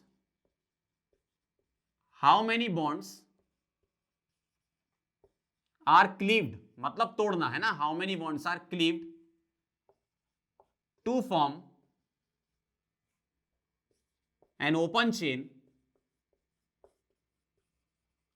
chain saturated compound, open chain saturated compound. ध्यान से समझना बेटा, ओपन चेन सैचुरेटेड कंपाउंड का यहां मतलब क्या है, जो आपको यहां मिलेगा वो रिंग मिलेगी। जैसे मान लो मुझे एक रिंग दे दी, मान लो ये 6 मेंबर्ड एक रिंग दे दी, तो आप बताओ जरा कितने बॉन्ड हम तोड़ें कि ओपन चेन बन जाए। किससे तोड़ें, H2 से तोड़ देना। किससे तोड़ देना, H2 से तोड़ देना। तो अगर मैं ये वाला बॉन्ड तोड़ता हूं, इस कार्बन को H और इस कार्बन को H देता हूं, तो आपको ऐसा दिखेगा, सही है। एक कार्बन, 2 कार्बन, 3 कार्बन, 4 कार्बन, 5 और 6, इसमें भी 6 कार्बन थे। मतलब सिर्फ ये बॉन्ड टूटा किससे, H और H से। और H मैंने बनाया नहीं, क्यों, बॉन्ड लाइन स्ट्रक्चर H नहीं बनाते। चलो एक और समझ लो, अगर मेरे को ऐसे दे रखा होता, ध्यान से देखना, इस टाइप से अगर मुझे देते, बताओ जरा कितने बॉन्ड तोड़ें। तो ध्यान से देखो, यहां पर इस बॉन्ड को तोड़ो, किससे, H और H से। कोई भी एक बॉन्ड तोड़ सकते हो आप, है ना। तो कैसा दिखेगा आपको, ऐसा दिखेगा। तो ओपन चेन में कन्वर्ट हो गया, ये देखो। तो आपको क्या ध्यान रखना है, फिर से ध्यान रखेंगे क्या, रिंग का साइज कुछ भी हो, आप देखो ना, 6 की रिंग हो, 4 की रिंग हो, 3 की हो, 5 की हो, 7 की हो, 10 की हो, 20 की हो, रिंग का साइज कुछ भी हो, एक रिंग की डीयू एक होती है। आप लिख लो पहले इस बात को, फिर मैं यहां लिख दूंगा। लिखो, एक रिंग की डीयू एक होती है, एक रिंग की डीयू एक होती है। मतलब यहां जो इंपॉर्टेंट पॉइंट लिखना है वो क्या, 1 रिंग का मतलब क्या है, इसकी डीयू क्या होगी, 1 डीयू होगी। भाई डेफिनेशन में ये लिखा था ना, how many bonds are cleaved to form an open chain structure. मतलब इस पर्टिकुलर कंपाउंड को जो आपको रिएक्टेंट में दे रखा है, इसके कितने बॉन्ड तोड़े कि वो ओपन चेन में कन्वर्ट हो जाए, वही डी होगी। तो एक बॉन्ड यहां टूट रहा है, एक बॉन्ड यहां टूट रहा है। मतलब रिंग के साइज पर डिपेंड नहीं करता बेटा, किस बात पर डिपेंड करता है, बस ये ध्यान रखना, रिंग के साइज पर डिपेंड नहीं करता। बस 1 रिंग की डी 1 होती है, रिंग का साइज कुछ भी हो। तो केस 1 और केस 2 का फाइनल बॉटम लाइन ये है, क्या ध्यान रखना है, एक पाई की डीयू एक होती है और एक रिंग की डीयू एक होती है। सारे सवाल आप बना ले जाओगे। एक्चुअल में इसमें 2 टाइप के सवाल होते हैं, एक आपको स्ट्रक्चर दे रखा होगा, तो उसके लिए आपको ये पता होना चाहिए, और उसमें भी बस ये पता होगा तो काम हो जाएगा।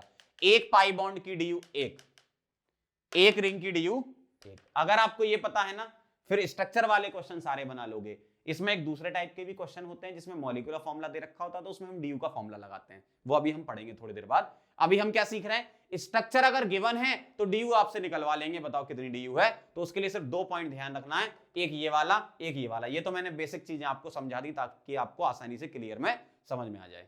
समझ गए बात को। अब करेंगे बेटा हम सवाल, फटाफट से आप उसका आंसर निकाल लोगे। चलो इसको नोट करो जल्दी से।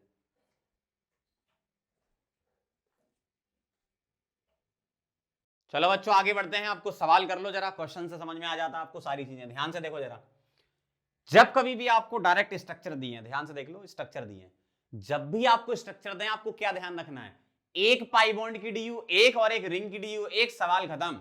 अब कुछ नहीं बचा जिंदगी में। देखो जरा, बहुत ध्यान से देखेंगे, एक पाई बॉन्ड बेटा एक डीयू, एक ये पाई बॉन्ड 2 हो गई, एक ये पाई बॉन्ड 3 हो गई, एक ये रिंग 4 हो गई, डीयू इक्वल टू 4। इससे आसान क्या होगा भाई, कितना भी बड़ा स्ट्रक्चर दिया जाए आपको सारे बना लोगे आप, है ना।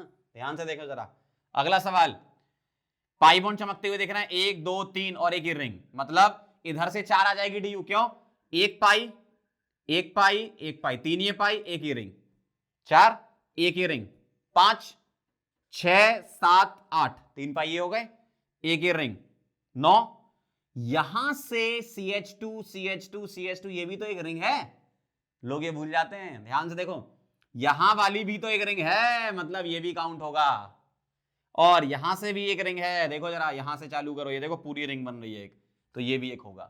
तो 1 2 3 4 5 6 7 8 9 10 11, तो इसकी डी क्या आ गई, 11 आ गई। समझ रहे हो बात को, एक पाई की एक रिंग की एक, आंसर निकाल लो, क्या बचा इसमें, देखो यहां देखो जरा, एक पाई एक हो गई, एक रिंग, ये दो रिंग हो गई, तीसरी रिंग ये हो गई, और 3 पाई चमकते हुए यहां दिख रहे हैं, तो 4 ये 5 6 7, तो डी आ गई आपकी 7। सिंपल है ना, अरे मजा आएगा। देखो अगला देखना जरा, एक ये रिंग 2 पाई हो गया 3 4, बस हो गया, तो डी इक्वल टू 4। कितना आसान है यार। अगला वाला देख के फटाफट से बताओ जरा, सोच लो, देखो जरा सोचो, 1 2 3 4 5, बताओ बताओ बताओ। एक ये पाई, ठीक है, एक ये रिंग 2, एक ये रिंग 3, एक ये रिंग 4, और बेटा ये पाई भी तो आएगा 5, तो 1 2 3 4 5, डी यू इक्वल टू 5। तो कभी भी आपको कितना भी बड़ा स्ट्रक्चर दे दें, आप डी यू आराम से उसमें निकाल सकते हो।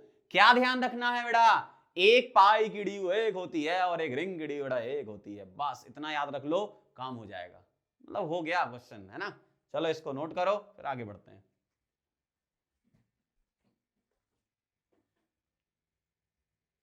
चलो बच्चों आगे बढ़ते हैं। अगर आपको मॉलिक्यूलर फॉर्मूला दिया जाए तो कैसे डी यू निकालनी है, ध्यान से देखना जरा। उसके लिए हम फॉर्मूला लगाएंगे क्या, D U is equal to C+1 minus H plus x minus N divided by 2। Divided by 2 सिर्फ इसमें है, इधर नहीं है, और इसमें डाईवैलेंट तो आते ही नहीं है, बहुत बढ़िया। ऑक्सीजन सल्फर वगैरह का कोई काम नहीं है यहां पर, ध्यान से देखो जरा। सी का मतलब क्या है, यहां पर लिख लो जरा फटाफट से। सी का मतलब है number of carbon atoms, number of carbon atoms है। एच का मतलब क्या है, number of hydrogen atoms. X क्या है, number of halogen atoms. Nitrogen क्या है, नंबर ऑफ नाइट्रोजन एटम्स। खत्म। एक क्वेश्चन करके बताता हूं, फिर अपन ये भी करेंगे। जैसे आपको निकालना है डी यू, सपोज C4H6, इसका डी यू निकालना है, ठीक है। क्या करोगे, सिंपल फॉर्मूला लगाओगे, क्या, D U is equal to C कितने हैं बताना जरा, 4 प्लस 1 माइनस एच कितने हैं, एच है इसमें 6, हेलोजन एक भी नहीं है 0, नाइट्रोजन एक भी नहीं है 0, डिवाइडेड बाई 2, 4 और 1 5, माइनस 3 इज इक्वल टू 2। अब इस डी यू 2 का मतलब क्या हुआ, डी यू अगर 2 है तो इस मॉलिक्यूलर फॉर्मूले के जब स्ट्रक्चर बनेंगे तो उसमें 2 पाई बॉन्ड होंगे, या 2 रिंग हो सकती हैं, या एक पाई एक रिंग हो सकती है। जो बात मैंने बोली वो फिर से सुनेंगे, अच्छा लग रहा है, सुनो। अगर डी यू 2 है तो 2 पाई, सीधी सी बात है ना, एक पाई की एक डी यू होती है, तो अगर डी यू 2 है तो 2 पाई, या फिर 2 रिंग, या फिर एक पाई एंड एक रिंग हो सकती है। जब हम इसके स्ट्रक्चर वगैरह बनाएंगे, खैर वो तो हम आइसोमेरिज्म में बनाएंगे, तब हम बात करेंगे। तो डी यू 2 का ये सिग्निफिकेंस है, डी यू 2 का ये सिग्निफिकेंस है। फटाफट से सवाल कर लेते हैं कुछ और। C4H8 का निकालना है, फटाफट से निकाल के बताएंगे।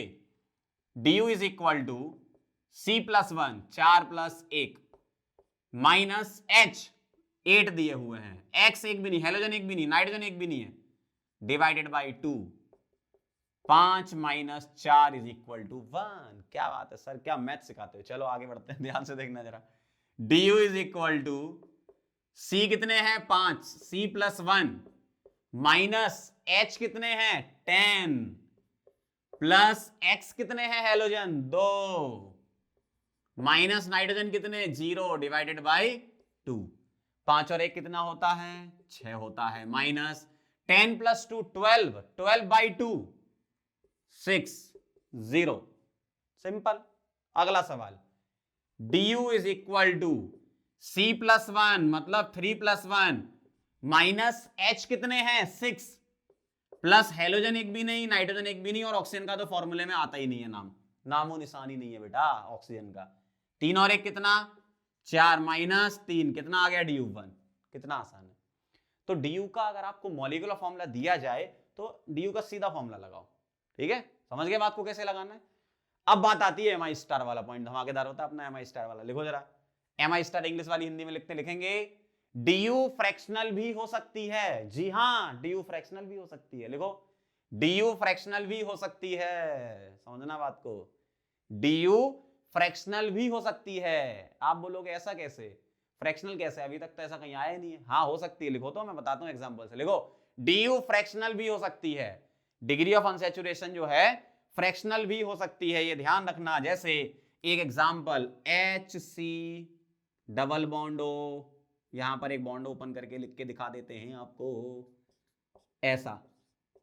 अगर मैं इसकी DU निकालूं तो फ्रैक्शन में आएगी। कैसे, जब कभी भी आपको एनायन कैटाइन वगैरह दिए जाएं, जैसे यहां कहीं तो एनायन कैटाइन आया नहीं, पीछे भी कहीं नहीं आया, लेकिन जब कभी एनायन और कैटाइन वगैरह दिए जाएं, जैसे यहां पहचान रहे हो ना नेगेटिव चार्ज एनायन है, तो जब कभी भी एनायन या कैटाइन दिए जाएं तो उसको आप कंबाइन फॉर्म में लिखो। कैसे, इसको मैं ऐसे लिख सकता हूं HCO2 और नेगेटिव चार्ज, सिंपल ऐसे भी लिख सकते हो, है ना।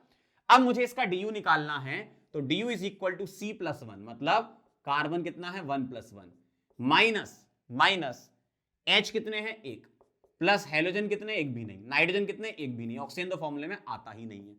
तो देखो जरा, 2 माइनस 1/2 कितना हो गया, ये 3/2 मतलब 1.5। तो DU फ्रैक्शन में आ गई 1.5 आ गई। इसका सिग्निफिकेंस क्या है, इसका सिग्निफिकेंस आपको बाद में समझ में आएगा जब मैं रेजोनेंस पढ़ाऊंगा, लेकिन अभी मैं बोल देता हूं क्योंकि मैं, आप लोग ड्रॉपर के बच्चे हो तो थोड़ा बहुत रेजोनेंस का आइडिया होगा। तो आप साफ साफ देखो यहां पर, ये नेगेटिव सिंगल डबल, क्या है ये, नेगेटिव सिंगल डबल, ये है कॉन्जुगेशन। और अगर ये कॉन्जुगेशन है तो यहां रेजोनेंस होगा, और रेजोनेंस अगर होगा तो नेगेटिव सिंगल डबल मतलब पार्शियल डबल बॉन्ड कैरेक्टर आएगा। पार्शियल डबल का मतलब होता है सिंगल और डबल के बीच में, मतलब सिंगल डबल के बीच में मतलब 1.5, इसलिए ऐसा होता है। समझ में आया यहां पर, तो कोई दिक्कत नहीं। रेजोनेंस में आप जब पढ़ लोगे कॉन्जुगेशन तो आपको क्लियर हो जाएगा। जिसको पहले से कॉन्जुगेशन पता है तो मैंने आपको बता दिया कि DU 1.5 फ्रैक्शन में क्यों आई, ड्यू टू रेजोनेंस आई। ठीक है, तो जब कभी भी आपको कैटाइन एनायन दिए जाए तो हम फॉर्मूले से DU निकाला करते हैं, क्योंकि डायरेक्ट आप देखोगे तो आप क्या बोलोगे, DU1, आपको तो एक ही पाई दिख रहा ना चमकता हुआ, लेकिन आपने रेजोनेंस तो लिए ही नहीं यहां पर। तो रेजोनेंस अगर लोगे तो नेगेटिव सिंगल डबल आप ऐसे भी कर सकते हो। अगर हाँ आपको कॉन्जुगेशन पता है नेगेटिव सिंगल डबल, तो अच्छा पार्शियल डबल बॉन्ड कैरेक्टर होगा, पार्शियल डबल मतलब सिंगल डबल के बीच का, तो DU 1.5 आप ऐसा बोल सकते हो। ठीक है, लेकिन आपको अगर नहीं पता, मैं तो और बेसिक से बता रहा हूं, आप इसको इस फॉर्म में कन्वर्ट करके फॉर्मूले से निकाल लो जो भी DU आ रही है। ठीक है, समझ गए बात को। तो DU फ्रैक्शन में भी आ सकती है, इस बात का ध्यान रखना। और फ्रैक्शन में क्यों आ रही है, ड्यू टू रेजोनेंस ऐसा होता है। यहां समझ पा रहे हो, बहुत अच्छी बात है। नहीं समझ पा रहे हो, और ये अच्छी बात है, हम रेजोनेंस में समझ लेंगे। बस ये ध्यान रखना कि DU फ्रैक्शन भी हो सकती है। ठीक है, चलो इसको नोट करो, फिर आगे बढ़ते हैं।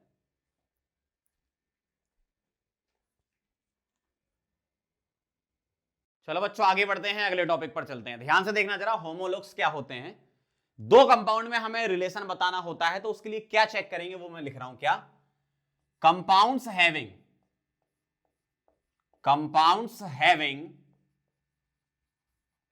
Point number 1 same functional group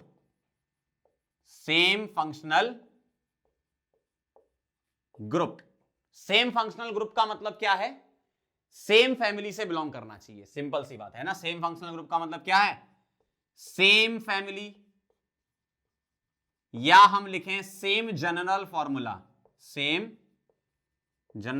मतलब सेम फैमिली से होना चाहिए। दूसरा point, different molecular formula, molecular formula तुम्हारा डिफरेंट होना चाहिए, लेकिन जनरल फॉर्मूला सेम, मतलब फैमिली सेम होनी चाहिए। अगर मॉलिक्यूलर फॉर्मूला डिफरेंट है तो डिफरेंट मॉलिक्यूलर वेट भी होगा। बिल्कुल सही बात है भाई, मॉलिक्यूलर फॉर्मूला अलग है तो बेटा मॉलिक्यूलर वेट भी तो डिफरेंट ही होगा, है ना। तो डिफरेंट मॉलिक्यूलर वेट ये होना चाहिए इन दोनों कंपाउंड में। और पॉइंट नंबर 4 क्या कहता है कि differ in CH2 units. CH2 unit का मतलब 14 AMU, atomic mass unit 14 AMU का डिफरेंस होना चाहिए दोनों कंपाउंड के मॉलिक्यूलर वेट में। जैसे डिफर इन CH2 यूनिट का मतलब क्या है, ये मैं एग्जांपल से आपको समझा देता हूं तो क्लियर समझ में आ जाएगा। जैसे मान लो मेरे पास लिखा है CH3 ये लिखा है, और एक ये लिखा है CH3 CH2CH3। पहली बात, दोनों के दोनों ओपन चेन सैचुरेटेड कंपाउंड दिख रहे हैं आपको, मतलब अल्केन ही दिख रही हैं आपको दोनों, ठीक है। तो CH3CH3 और ये CH3CH2CH3 सेम फंक्शनल ग्रुप आप बोल सकते हो, मतलब सेम जनरल फॉर्मूला बोल सकते हो आप इनका, है ना, सेम फैमिली है। डिफरेंट मॉलिक्यूलर फॉर्मूला दिख रहे हैं आपको साफ साफ, चेक कर लो जरा। यहां कितने कार्बन हैं? 2। हाइड्रोजन कितने हैं? 6। यहां कितने कार्बन हैं? 3। हाइड्रोजन कितने हैं? 3 और 3 6 और 2 8। ठीक, डिफरेंट मॉलिक्यूलर फॉर्मूला हो गया, ठीक है। डिफरेंट मॉलिक्यूलर वेट होगा, भाई मॉलिक्यूलर फॉर्मूला डिफरेंट तो मॉलिक्यूलर वेट भी तो डिफरेंट ही होगा। डिफरेंट CH2 यूनिट, ध्यान से देखो, अगर मैं इसमें CH2 ऐड कर दूं तो ये बन जाएगा। तो डिफरेंट CH2 यूनिट होना चाहिए, तभी ये होमोलॉग होंगे, मतलब ये सारी कंडीशन फुलफिल होंगी तभी ये होमोलॉग होंगे। तो मैं लिख सकता हूं क्या, अगर मैं इसको लिखता हूं A और इसको लिखता हूं B, तो मैं साफ साफ लिख दूंगा क्या, A and B are homologues. A and B are homologues, मतलब A और B आपस में क्या है, होमोलॉग्स हैं। और मैं यहां तक ये भी बोल सकता हूं क्या, B is the higher homologue of A। Higher का मतलब एक CH2 का डिफरेंस, लोअर का मतलब एक CH2 का डिफरेंस लेकिन पीछे की तरफ। जैसे A को बोलूंगा लोअर होमोलॉग ऑफ B और B को बोलूंगा हायर होमोलॉग ऑफ A, आप ऐसा भी बोल सकते हो। तो B is the higher homologue of A और A is the lower homologue of B। अगर एक ही CH2 का डिफरेंस है, यहां कोई जरूरी नहीं कि एक ही का डिफरेंस हो, एक से ज्यादा का भी डिफरेंस हो सकता है, लेकिन अगर एक का ही डिफरेंस है तो उसके लिए हम हायर और लोअर बोलते हैं, ठीक है। जैसे क्वेश्चन से और समझो और एक्सप्लोर करते हैं चीजों को। देखो, आइडेंटिफाई होमोलॉग्स और नॉट, ये होमोलॉग्स हैं या नहीं है चेक करना है। यहां देखेंगे ध्यान से, आपको अल्केन दिख रही है दोनों, ठीक है, बहुत अच्छी बात है। ओपन चेन दिख रहा है, 1 2 3 4 कार्बन है। हाइड्रोजन कितने होंगे, यहां 3, यहां 2, यहां 2, यहां 3, कितने हो गए, 3 3 6 और 4 10, H10, ठीक है। यहां देखना 1 2 3 4 5, तो यहां कार्बन कितने हैं, 5 कार्बन है, तो ये हो गए C5। H कितने हैं बेटा, H चेक कर लें, 3 2 5 2 7 2 9 और 3 12, मतलब H12 हो गए। तो आप ध्यान से देखना जरा, अगर मैं इसमें एक CH2 ऐड कर दूं तो ये बन जाएगा। बाकी सारी कंडीशन फुलफिल है, ये जो यहां लिखी है, ठीक है, यहां जो लिखी है, फैमिली सेम है, मॉलिक्यूलर वेट डिफरेंट है, मॉलिक्यूलर फॉर्मूला डिफरेंट है, जनरल फॉर्मूला सेम है, सारी कंडीशन है, मतलब ये दोनों आपस में क्या है, होमोलॉग्स हैं, ठीक है। मैं यहां लिख सकता हूं होमोलॉग्स, मैं होमो लिख देता हूं। इनमें बताना जरा, चेक कर लेते हैं, फैमिली देख लो जरा। अच्छा, ये भी अल्कोहल है, ये भी अल्कोहल है, बहुत बढ़िया, मतलब सेम फंक्शनल ग्रुप है, जनरल फॉर्मूला सेम हो गया आपका, है ना। मॉलिक्यूलर फॉर्मूला चेक कर लेते हैं, 1 2 3 C3, H कितने हैं, 3 यहां पर होंगे, 2 यहां 5, 2 यहां 7 और एक ये 8, C3H8O, C3H8O। अगला देखना जरा, 1 2 3 4 5, C5H कितने हैं, 3 और 3 6 और 1 7 2 9 2 11 और 1 12, H12O, ठीक है। तो C3H8O और ये C5H12O। अगर मैं आपसे पूछूं क्या मैं इसमें एक CH2 ऐड कर दूं तो ये बनेगा, नहीं। अगर मैं इसमें एक CH2 ऐड करता हूं तो कहानी कहां तक पहुंचेगी, C4H10O तक पहुंचेगी, और जैसे ही आप इसमें फिर से एक CH2 ऐड करोगे तो यहां पहुंच जाओगे। देखो जरा, C4H10O में एक CH2 ऐड करोगे तो C5H12O बन जाएगा। समझ रहे हो बात को जो मैं समझाना चाह रहा हूं, ध्यान से देखते जाना। इसमें एक CH2 ऐड किया, ये बना, इसमें एक CH2 ऐड किया, ये बना, तो मैं इसका हायर होमोलॉग ये बोलूंगा और इसका हायर होमोलॉग ये बोलूंगा, मतलब मैं इन दोनों को हायर होमोलॉग नहीं बोलूंगा। मुझे अगर बोलना है तो इसका हायर होमोलॉग ये होगा और इसका हायर होमोलॉग ये होगा। हाँ, ये दोनों आपस में होमोलॉग होंगे।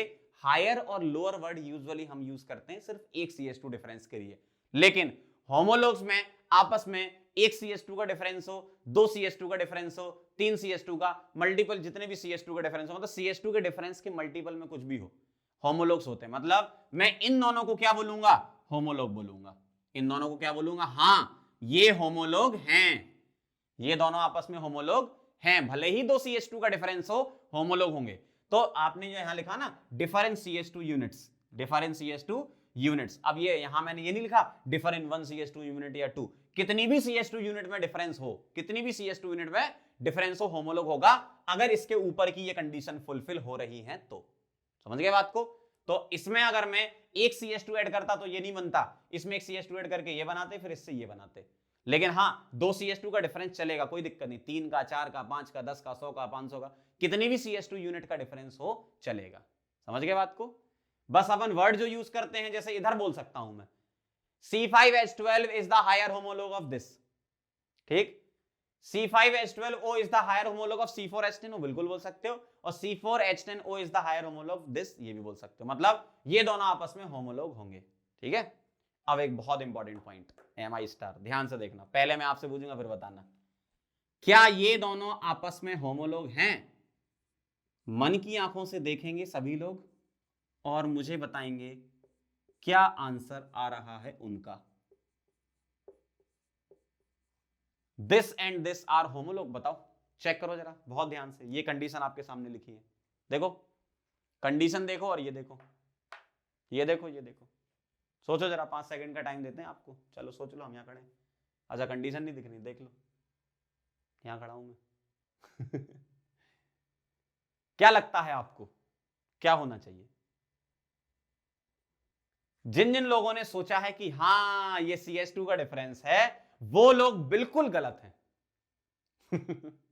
भाई बिल्कुल गलत है। अरे अभी आपको पीछे सिखाया, चिल्ला चिल्ला के बताया था, क्या फिनॉल एक अलग चीज है, एल्कोहल एक अलग चीज है। अब आप ये मत कहना सर अभी तो आपने बोला CH2 का डिफरेंस होता है तो होमोलॉग होते हैं, और साफ साफ आपने चमकता हुआ दिखा तो दिया CH2 का डिफरेंस। अरे पागल हो गया, ये फिनॉल है, क्या है ये फिनॉल है, ये अलग ग्रुप होता है, और ये तो एल्कोहल है। क्यों? ये डायरेक्ट बेंजीन से थोड़ी जुड़ा है, समझना, लगा झटका? ये फिनॉल है, ये एल्कोहल है, ये आपस में होमोलॉग हो ही नहीं सकते क्योंकि अलग अलग फैमिली हैं। ठीक है, this and this are not homologues, not homologues. ध्यान से सुन लो, ये जो लिखा है ना, सेम फंक्शनल ग्रुप या सेम जनरल फॉर्मूला, फिनॉल अलग चीज होती है, एल्कोहल अलग चीज होती है, तो ऐसा नहीं करेंगे। ध्यान से सुनेंगे जो मैं कहना चाह रहा हूं। देखो ये फिनॉल है, ये एल्कोहल है, ये फिनॉल है, ये एल्कोहल है, ये आपस में होमोलॉग्स नहीं होंगे। आपको भले ही दिख रहा है कि हाँ यहां चमकता हुआ CH2 का डिफरेंस मुझे नजर आ रहा है, आपको भी नजर आ रहा था, इसलिए आपने गलत कर दिया। क्यों? आपको ये नजर नहीं आ रहा था कि ये फिनॉल है और ये एल्कोहल है। तो बहुत ध्यान से याद रखना, होमोलॉग्स में ये फिनॉल है, ये एल्कोहल है, ये आपस में कनेक्टिविटी नहीं है, ये दो डिफरेंट ग्रुप माने जाते हैं। समझ गए? चलो इसको नोट करो, फिर आगे बढ़ते हैं। चलो बच्चों आगे बढ़े, बहुत ध्यान से समझना जरा, क्लासिफिकेशन ऑफ ऑर्गेनिक कंपाउंड हम कर रहे हैं। ऑर्गेनिक कंपाउंड को कैसे कैसे क्लासिफाई करते हैं वो चीजें हम पढ़ेंगे। जैसे अगर हम क्लासिफिकेशन में लिखें, सबसे पहले अपन लिख सकते हैं ओपन चेन। क्या लिख सकते हैं? ओपन चेन और क्लोज चेन या रिंग वाला। ठीक है, तो पहला क्लासिफिकेशन हमने कर दिया, ओपन चेन भी हो सकते हैं, क्लोज्ड चेन। क्लोज चेन का मतलब क्या हो गया बेटा? रिंग हो गया, है ना? इस तरीके से लिख सकते हैं हम। और आगे चलो और एक्सप्लोर करो भाई, बहुत एक्सप्लोर करेंगे अपन चीजों को। देखो ओपन चेन में क्या क्या हो सकता है? सैचुरेटेड, सैचुरेटेड कंपाउंड हो सकते हैं और अनसैचुरेटेड हो सकते हैं। सैचुरेटेड, सैचुरेटेड और अनसैचुरेटेड में क्या डिफरेंस है? सैचुरेटेड में कार्बन कार्बन सिंगल बॉन्ड होगा, जबकि अनसैचुरेटेड में क्या होगा? मल्टीपल बॉन्ड होगा। किसमें? कार्बन कार्बन के बीच में multiple bond between carbon and carbon. Carbon carbon के बीच में मल्टीपल बॉन्ड तो क्या होगा? अनसैचुरेटेड। ठीक है, अब अनसैचुरेटेड में भी दो हो सकते हैं। कैसे? अगर मेरे पास ओलिफिनिक टाइप का हो या एसिटाइलेनिक टाइप का हो। ओलिफिनिक का मतलब होता है बेटा कार्बन कार्बन के बीच में डबल, और एसिटाइलेनिक में होता है ट्रिपल। समझ गए? तो कार्बन कार्बन डबल ओलिफेनिक और एसिटाइलेनिक होता है C+C। ठीक है, आगे बढ़ो। क्लोज चेन में भी और एक्सप्लोर करेंगे अंदर, तो क्या लिख सकता हूं मैं? यहां लिख सकता हूं होमोसाइक्लिक। क्या लिख सकता हूं? होमोसाइक्लिक और हेटेरोसाइक्लिक। हेटेरोसाइक्लिक क्या डिफरेंस है इनमें? देखो जैसे अपन ने यहां समझा था, ओपन चेन में कार्बन कार्बन सिग्मा बॉन्ड मिले तो सैचुरेटेड, कार्बन कार्बन डबल या ट्रिपल मिले तो अनसैचुरेटेड, डबल मिले तो ओलिफेनिक, ट्रिपल मिले तो एसिटाइलेनिक। ठीक है, उसी तरीके से यहां बढ़े, क्लोज चेन में चले रिंग सिस्टम में तो होमोसाइक्लिक, होमोसाइक्लिक मतलब क्या मिलेगा आपको, रिंग में सिर्फ कार्बन ही मिलेंगे, मतलब कार्बन रिंग का पार्ट होगा, रिंग जो बनेगी वो कार्बन से मिलके बनेगी। हेट्रोसाइक्लिक में क्या होगा, कार्बन के अलावा कोई और हेट्रो एटम जैसे नाइट्रोजन, ऑक्सीजन, सल्फर वगैरह आ सकता है आपके पास रिंग के अंदर, है ना। तो होमोसाइक्लिक में और हेट्रोसाइक्लिक में डिफरेंस समझ में आया। इसमें रिंग बनेगी पूरी कार्बन कार्बन के साथ, इसमें रिंग में कार्बन के अलावा कोई और एलिमेंट आ सकता है। होमोसाइक्लिक को भी आगे क्लासिफाई करो, एरोमेटिक, ठीक है, एरोमेटिक के बारे में डिटेल में अपन पढ़ेंगे बाद में। एरोमेटिक हो गया और एलिफेटिक हो गया, एरोमेटिक और एलिफेटिक। एलिफेटिक को कई जगह नॉन एरोमेटिक भी लिखा रहता है, जब हम एरोमेटिसिटी डिस्कस करेंगे तो आपको क्लियर वहां पे समझ में आ जाएगा। हेट्रोसाइक्लिक में भी सिमिलर ऐसा ही है, क्या, एरोमेटिक एंड एलिफेटिक। एलिफेटिक को हम नॉन एरोमेटिक बोल सकते हैं। अब इनके एग्जांपल लिख लेते हैं। चलो एरोमेटिक में भी और एक्सप्लोर करो अंदर, कैसा कैसा हो सकता है। बेंजीनोइड हो सकता है, बेंजीनोइड हो सकता है और नॉन बेंजीनोइड हो सकता है। बेंजीन जो होती है वो एरोमेटिक रिंग होती है, तो बेंजीन वाले एरोमेटिक मिल सकते हैं और नॉन बेंजीन वाले एरोमेटिक भी मिल सकते हैं। अपन एग्जांपल लिख लेते हैं तो ज्यादा अच्छा लगेगा आपको। जैसे यहां चलो मैं एग्जांपल लिख रहा हूं, सैचुरेटेड में एग्जांपल लिख रहा हूं। सपोज इस तरीके से कुछ आपको मिल गया, देखो जरा, कार्बन कार्बन के बीच में सिंगल बॉन्ड होंगे, ध्यान से देख लो, कार्बन कार्बन के बीच में सिंगल बॉन्ड होंगे, ठीक है। अगला बताना ध्यान से, क्या ये वाला सैचुरेटेड है, बताओ जरा ध्यान से देखो, ये वाला सैचुरेटेड है। कई लोग पता क्या करते हैं, पाई बॉन्ड देख के बोलने लगते हैं सैचुरेटेड और अनसैचुरेटेड, बहुत गलत करते हैं वो लोग, उनसे मुझे बहुत शिकायत है। क्यों गलत करते हैं भाई, सीधा सही लिखा है ना डेफिनेशन में, कार्बन कार्बन सिग्मा बॉन्ड को ही सैचुरेटेड बोलते हैं। कार्बन कार्बन के बीच में पाई बॉन्ड आएगा तो अनसैचुरेटेड होगा। ऐसा किसने कह दिया कि कार्बन और नाइट्रोजन के बीच में पाई आएगा तो अनसैचुरेटेड, मैंने तो कभी नहीं कहा, ना कहीं लिखा है। कार्बन और नाइट्रोजन के बीच में पाई आएगा तो मतलब नहीं है उससे, कार्बन कार्बन के बीच चेक करो, जैसे ये कार्बन है, ये कार्बन है, ये कार्बन है, इन तीनों कार्बन में कहीं पर यहां मल्टीपल बॉन्ड आ रहा है क्या, नहीं आ रहा, मतलब ये सैचुरेटेड है, ये अनसैचुरेटेड मत बोल देना। कई लोग बहुत बड़ी गलती कर देते हैं, अच्छा पाई बॉन्ड मतलब अनसैचुरेटेड। एक और बताना, क्या ये वाला सैचुरेटेड बोल सकता हूं मैं, चेक करो। आप देखोगे अरे पाई बॉन्ड दिख रहा है, पाई बॉन्ड मतलब अनसैचुरेटेड, गलती मत करना ये। और क्या सिखाने आया हूं मैं आपको यहां पर, कार्बन कार्बन के बीच में देखो जरा, ये कार्बन, ये कार्बन, ये कार्बन, इनके बीच में कोई पाई है क्या, नहीं है ना। ये तो ऑक्सीजन से बना हुआ है पाई, ऑक्सीजन के साथ मल्टीपल बॉन्ड को हम अनसैचुरेटेड नहीं बोलते। कार्बन कार्बन के पास अगर मल्टीपल बॉन्ड है तो हम अनसैचुरेटेड बोलते हैं, ये बात ध्यान रखना। बहुत इंपॉर्टेंट एग्जांपल है ये दोनों, स्टार लगाना चाहो तो लगा लो इस पे। देखने से ऐसा लगता है अनसैचुरेटेड है, लेकिन ये सैचुरेटेड होते हैं। चलो अनसैचुरेटेड में यहां एग्जांपल लिखते हैं कुछ, जैसे आपको कुछ ऐसा मिल जाए, क्या इसको मैं अनसैचुरेटेड बोलूंगा, यस बोलोगे, क्यों, कार्बन कार्बन के बीच में मल्टीपल बॉन्ड है। क्या मैं इसको अनसैचुरेटेड बोलूंगा, यस, कार्बन कार्बन के बीच में मल्टीपल बॉन्ड है।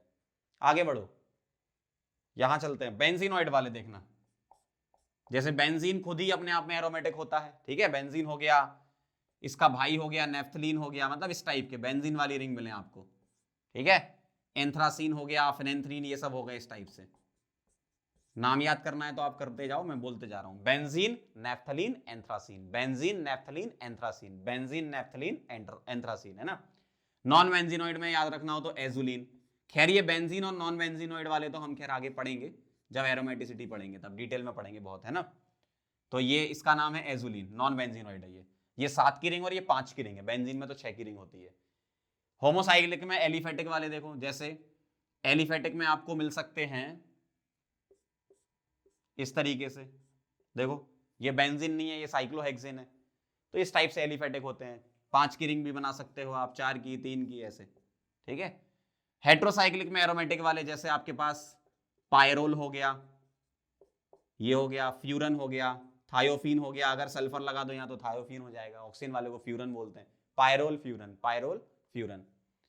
एलिफेटिक में हेट्रोसाइक्लिक ऐसा हो सकता है कि भाई एरोमेटिक ना हो, बस कोई हेट्रो एलिमेंट आ जाए ऐसा, ठीक है, इस तरीके से ऐसा हम बता सकते हैं। तो देखो जरा मैंने क्लासिफाई कर दिया है, अब मैं आपके सामने कुछ क्वेश्चन भी लिखूंगा और वो भी करके बताऊंगा कि कैसे हम चेक करेंगे, है ना, तो आपको आइडिया लग जाएगा। बाकी आप देख के कर सकते हो क्वेश्चन, ऐसी कोई दिक्कत नहीं, बहुत आसान है। सैचुरेटेड, अनसैचुरेटेड ये वाले हो गए ओपन चेन में, और क्लोज वाले में क्या हो गए, होमो हेट्रो हो गए।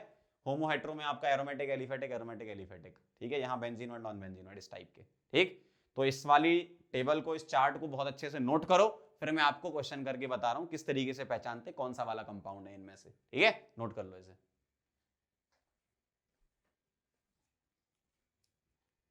चलो बच्चों, तो आगे बढ़ते हैं और आइडेंटिफिकेशन ऑफ ऑर्गेनिक कंपाउंड में, क्लासिफिकेशन ऑफ ऑर्गेनिक कंपाउंड में हम आइडेंटिफाई कर रहे हैं। ध्यान से देखना जरा, इसको क्या बोलोगे, सारे के सारे कार्बन है और सभी सिंगल बॉन्डेड है, ठीक है भाई। तो ये ओपन चेन में क्या हो गया, सैचुरेटेड हो गया। क्या हो गया ये, सैचुरेटेड ओपन चेन। ठीक है, सैचुरेटेड कंपाउंड हो गया ये ओपन चेन। इसमें बताना जरा ध्यान से देखो, यहां आप गौर से देखेंगे मल्टीपल बॉन्ड एक तो यहां दिख रहा है और एक यहां दिख रहा है। क्या इसमें ओलेफेनिक बॉन्ड है, मतलब कार्बन कार्बन के बीच में मल्टीपल बॉन्ड आ रहा है? यस, तो बोलेंगे अनसैचुरेटेड, अनसैचुरेटेड ओपन चेन, है ना। अगला देखना जरा ध्यान से, अगले वाले में कार्बन कार्बन का पाई बॉन्ड नहीं है और ये वाले पाई बॉन्ड को हम अनसैचुरेटेड में नहीं रखते हैं। ध्यान रखना, कार्बन कार्बन का ही पाई अनसैचुरेटेड कहलाता है। तो इसको मैं बोलूंगा सैचुरेटेड ओपन चेन। क्या बोलूंगा, सैचुरेटेड ओपन चेन। ध्यान रखना इस बात का, कार्बन कार्बन मल्टीपल बॉन्ड को ही हम अनसैचुरेटेड बोलते हैं। इसमें बताओ जरा, इसको क्या बोलोगे? इसको बोलेंगे हम होमोसाइक्लिक, होमोसाइक्लिक कंपाउंड। सही है ना, क्यों? क्योंकि ये सब कार्बन है और कार्बन ही है सारे, रिंग में सारे कार्बन है, तो इसको हम कार्बोसाइक्लिक भी बोलते हैं। कार्बोसाइक्लिक भी आप बोल सकते हो, क्यों? सारे के सारे कार्बन ही है। यहां देखो जरा, कार्बन के अलावा रिंग में ऑक्सीजन भी आ गया, मतलब ये हो गया हेटेरोसाइक्लिक। क्या हो गया, हेटेरोसाइक्लिक। और कौन सा वाला हेटेरोसाइक्लिक बोलेंगे? एलिफेटिक बोलेंगे। क्या बोलेंगे? एलिफेटिक बोलेंगे। ठीक है, अगला देखो जरा, इस वाले में ध्यान से देखना जरा, रिंग में नाइट्रोजन आ रहा है क्या? रिंग में नहीं आ रहा ना, क्यों? ये सब कार्बन है। नाइट्रोजन रिंग के बाहर आ रहा है, बाहर आ रहा है, इसका मतलब ये हेटेरो में नहीं आएगा। हेटेरो तो तब आएगा ना जब रिंग में ही आ जाए नाइट्रोजन। ये रिंग के बाहर है नाइट्रोजन, मतलब ये होमोसाइक्लिक है या कार्बोसाइक्लिक है। होमोसाइक्लिक बोलो या कार्बोसाइक्लिक बोलोगे। ठीक है, ध्यान रखना, होमोसाइक्लिक या कार्बोसाइक्लिक हम इसको बोलेंगे। अगला देखो जरा, इसके बारे में बताओ, इसको बोलेंगे हेटेरोसाइक्लिक। क्या बोलोगे? हेटेरोसाइक्लिक। क्यों? रिंग में नाइट्रोजन आ गया। अब आप एरोमेटिसिटी में इसको पढ़ोगे कि भैया ये एरोमेटिक होता है, तो एरोमेटिक हेटेरोसाइक्लिक, एरोमेटिक हेटेरोसाइक्लिक आप बोल सकते हो। अच्छा हाँ, यहां बेंजीन रिंग एरोमेटिक है ना, तो इसको एरोमेटिक होमोसाइक्लिक बोल सकते हो, कोई दिक्कत नहीं है ना, एरोमेटिक होमोसाइक्लिक, क्योंकि बेंजीन एरोमेटिक होती है। ये वाले को क्या बोलोगे? Heterocyclic aromatic. पायरिडीन नाम है इसका। ठीक है, एरोमेटिसिटी में अपन इसको डिटेल में डिस्कस करेंगे। इसमें देखो जरा, रिंग में देखो कार्बन कार्बन कार्बन कार्बन और ऑक्सीजन, मतलब रिंग में एक हेटेरो एटम आ रहा है ना, मतलब ये हेटेरोसाइक्लिक है। हेटेरोसाइक्लिक कौन सा वाला? एलिफेटिक, क्योंकि ये एरोमेटिक नहीं होता है, एलिफेटिक, है ना। तो बहुत ज्यादा डिटेल में इसमें अपन नहीं जा रहे हैं, क्यों? क्योंकि आपको एरोमेटिसिटी का आइडिया हो पाएगा, तभी आप बता पाओगे कौन सा एरोमेटिक है और कौन सा एलिफेटिक है। ठीक है, तो आप बेसिकली बस ये चीजें समझ लो, सैचुरेटेड और अनसैचुरेटेड और होमो और हेटेरो वाली। ठीक है, बाकी एरोमेटिसिटी से रिलेटेड चीजें जब आप एरोमेटिसिटी पढ़ोगे तब आप कर ही लोगे। ठीक, तो किस पर फोकस करना है? सैचुरेटेड, अनसैचुरेटेड, ये वाले जो इंपॉर्टेंट पॉइंट मैंने बताए इस पे फोकस करना, होमोसाइक्लिक और हेटेरोसाइक्लिक क्या, इस पे फोकस करना। ठीक है, बाकी मैंने आपको बता दिए हैं। अगर जिसको पहले से एरोमेटिसिटी का आइडिया है तो पता होगा कि एरोमेटिक होते हैं, ये बेंजीन एरोमेटिक है, ये एरोमेटिक है, ये नॉन एरोमेटिक है क्योंकि sp3 है। वो तो खैर हम बाद में एरोमेटिसिटी जब कवर करेंगे तब आप डिटेल में समझ ही जाओगे इनको, है ना। चलो इसको नोट करो, फिर आगे बढ़ते हैं।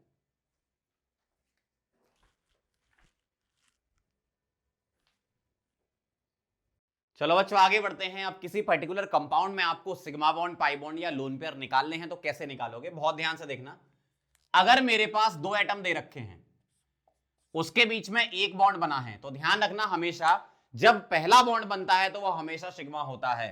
तो दो बॉन्ड के बीच में जो पहला बॉन्ड बनेगा वो क्या होगा? सिग्मा।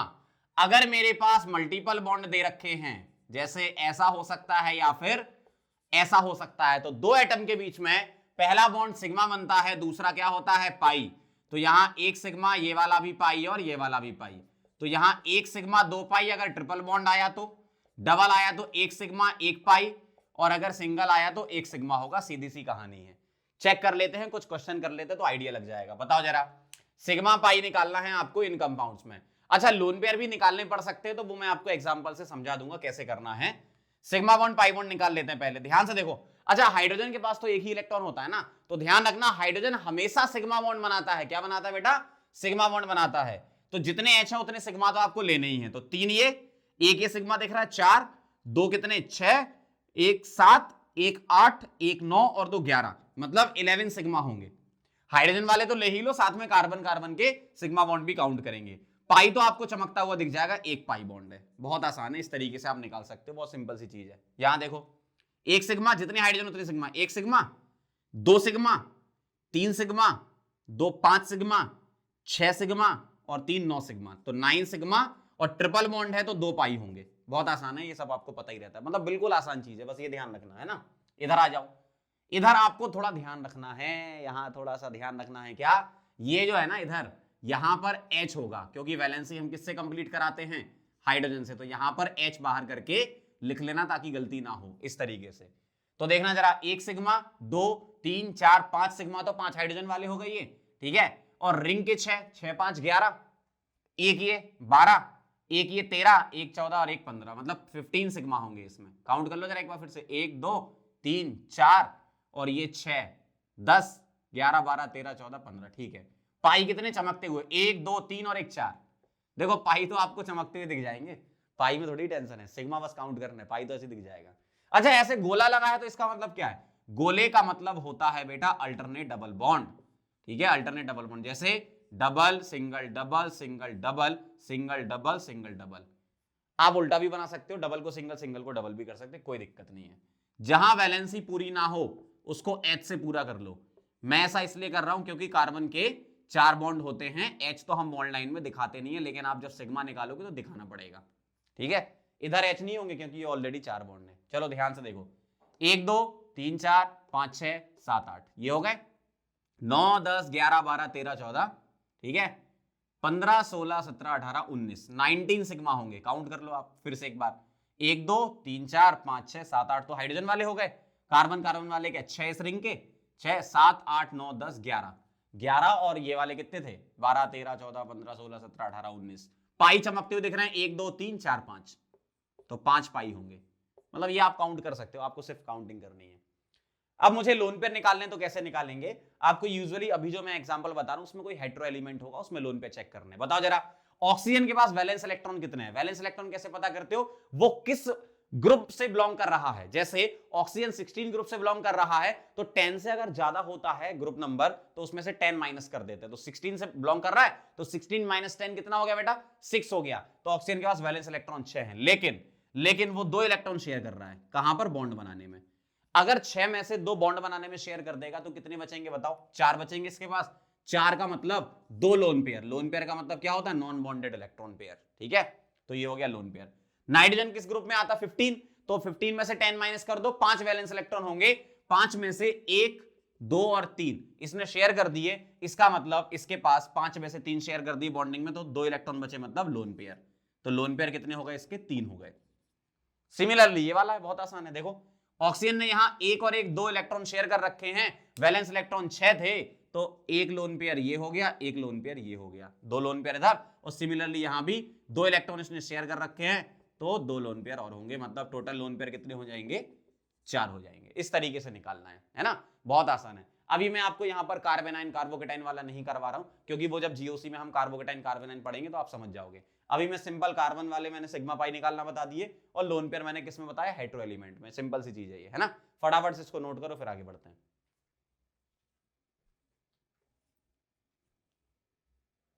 चलो बच्चों आगे बढ़ते हैं। हाइब्रिडाइजेशन ऑफ कार्बन समझ लेते हैं, ऑर्गेनिक कंपाउंड, ठीक है। बहुत बेसिक सी चीज है हाइब्रिडाइजेशन समझना।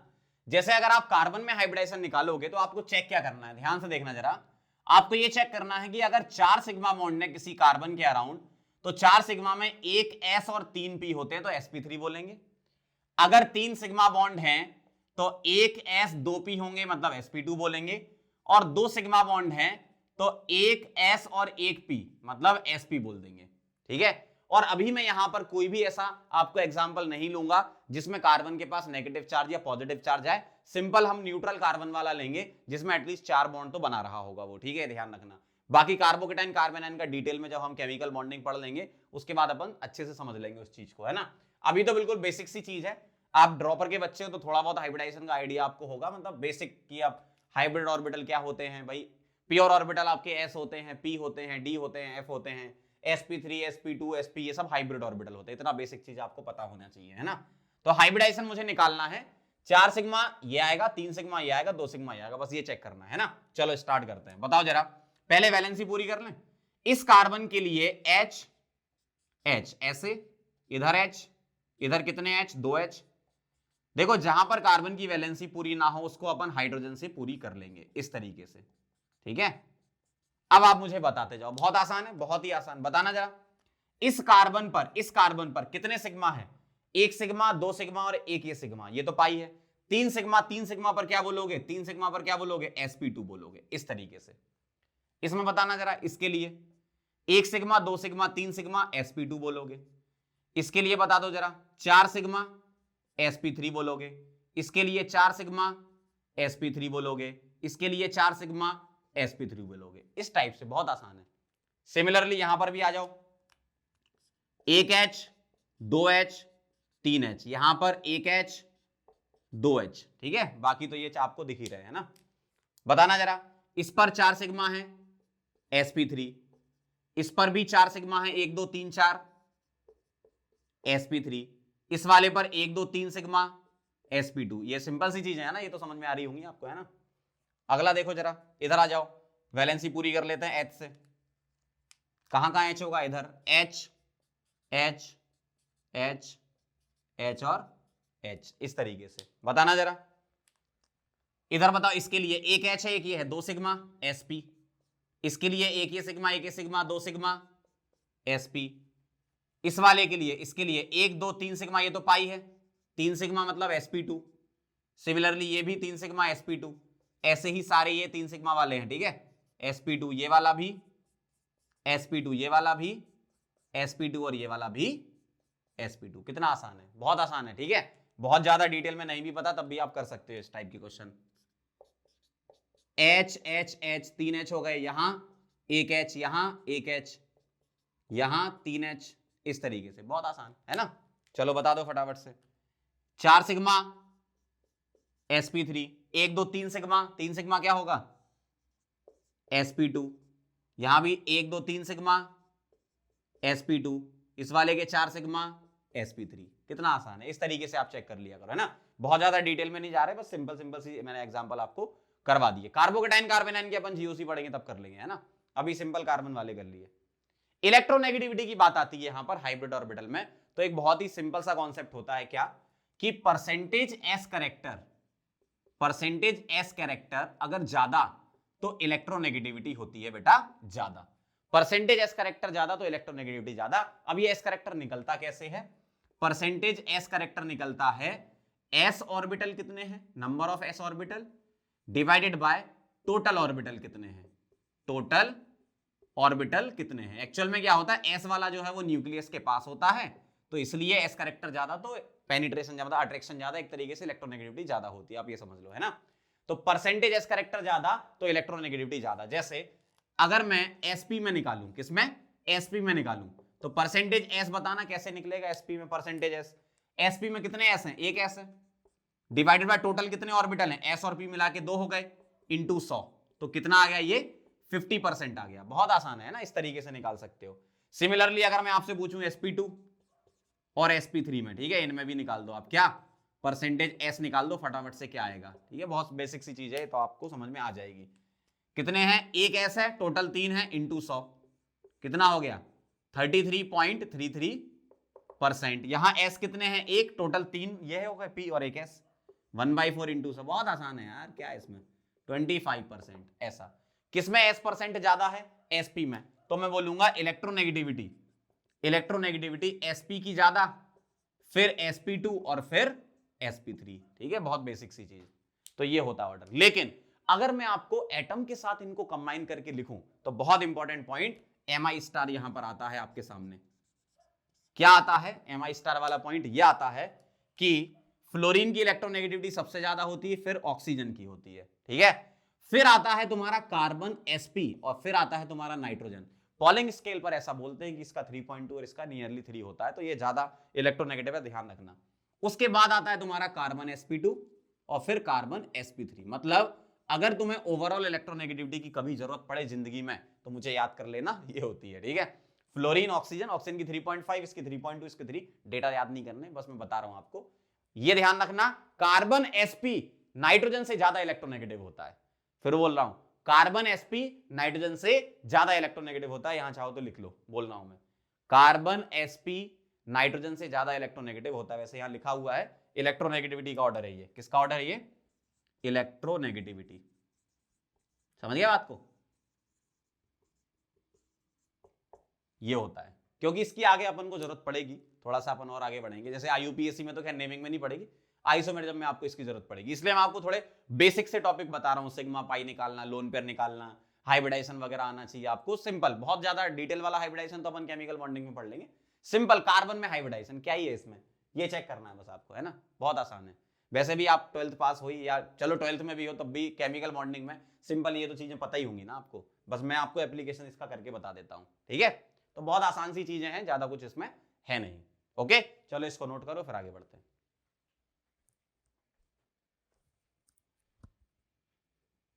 चलो बच्चों, तो आगे बढ़ते हैं। जो आज हमने पढ़ा उसकी हम प्रैक्टिस करेंगे। देखो, क्वेश्चन आपको भरपूर करवाए जाएंगे, उसके बारे में आपको टेंशन लेने की जरूरत नहीं है।